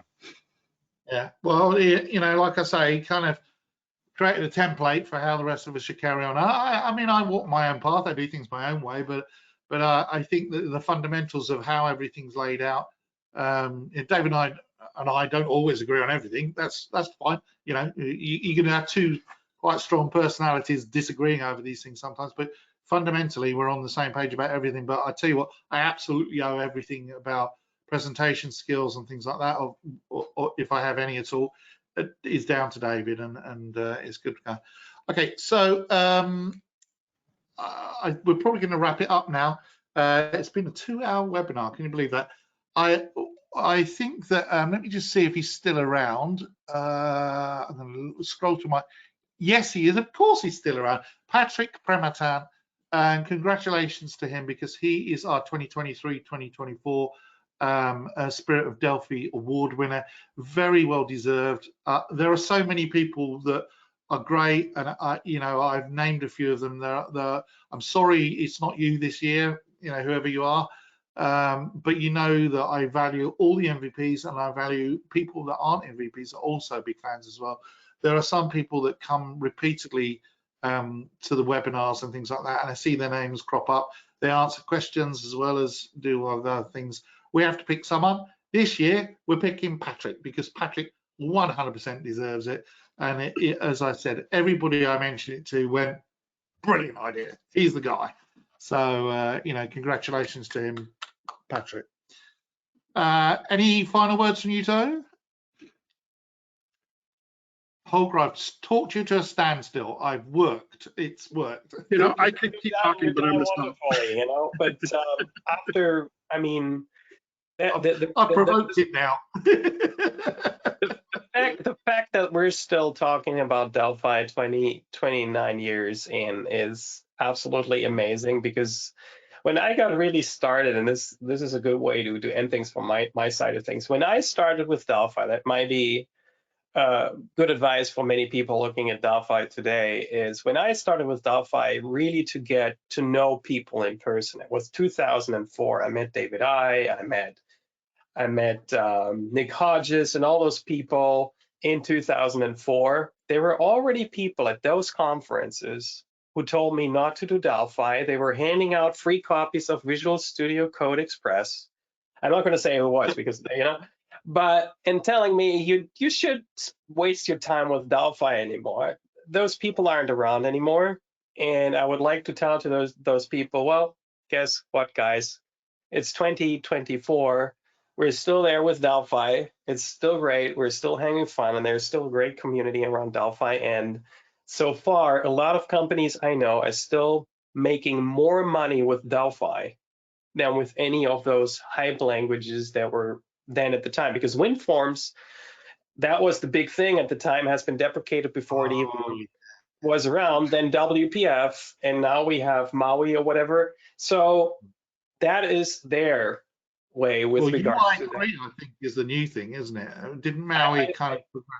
Yeah, and now I try not to pay attention to whatever that company's name is. No, because it's literally, I call it bulimic learning. You know, you learn it, and then 5 days later you can get rid of it again. You know. Right. Okay. But with Delphi, what I learned in 2004 is still valid today, and that's all I can say. Like, don't believe into the hype. You know, and Delphi is definitely a solid foundation to build your stuff on. And as Jim said, like, there are cases where Delphi is not the best tool, even though most of the time it is, you know. And I can also always say, like, try something else and compare, you know. I mean, I don't feel, Ian never gives me a bad feeling for trying things out in Swift or in JavaScript or whatever, you know. And that's why you have to make your own, basically make up your own mind. What is the best tool for the job? You know, for example, if I do something in Swift, you can be certain that the backend is written in Delphi, 100%, you know.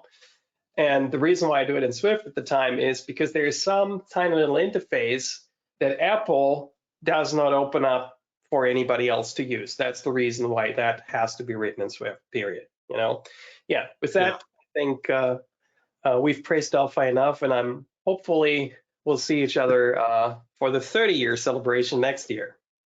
Well, there's some conferences coming up, one in June that's still being organized, and I think there's one in the UK in May as well. And you never know, I may be going to a few of these based on conversations I've had. So at some point, I'll bump into Holger and I. We're very good friends. We talk almost daily. We've never actually met in person. We were in states next to each other. Jim and I did it. We went to Frisco, and that's when we did our sword fighting, as everybody saw. That was. I went to the JFK Museum and a few other things as well. And, so my wife said, "Jim,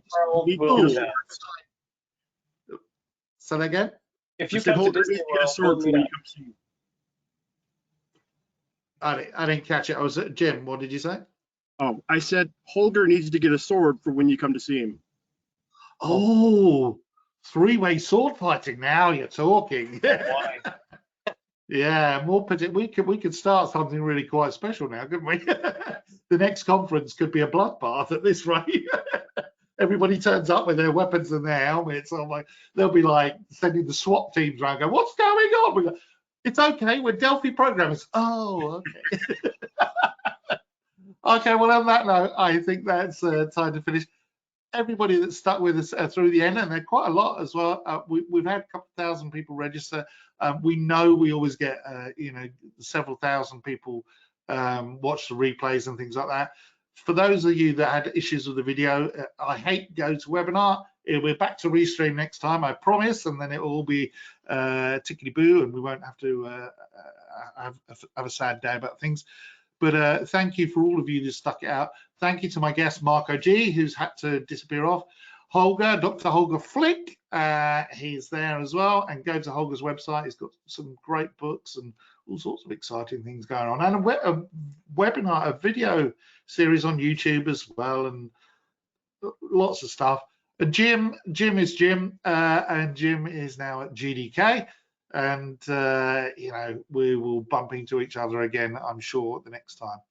Anyway, thanks, guys. Speak to you soon. Bye-bye. And goodbye to everybody else as well. Bye-bye.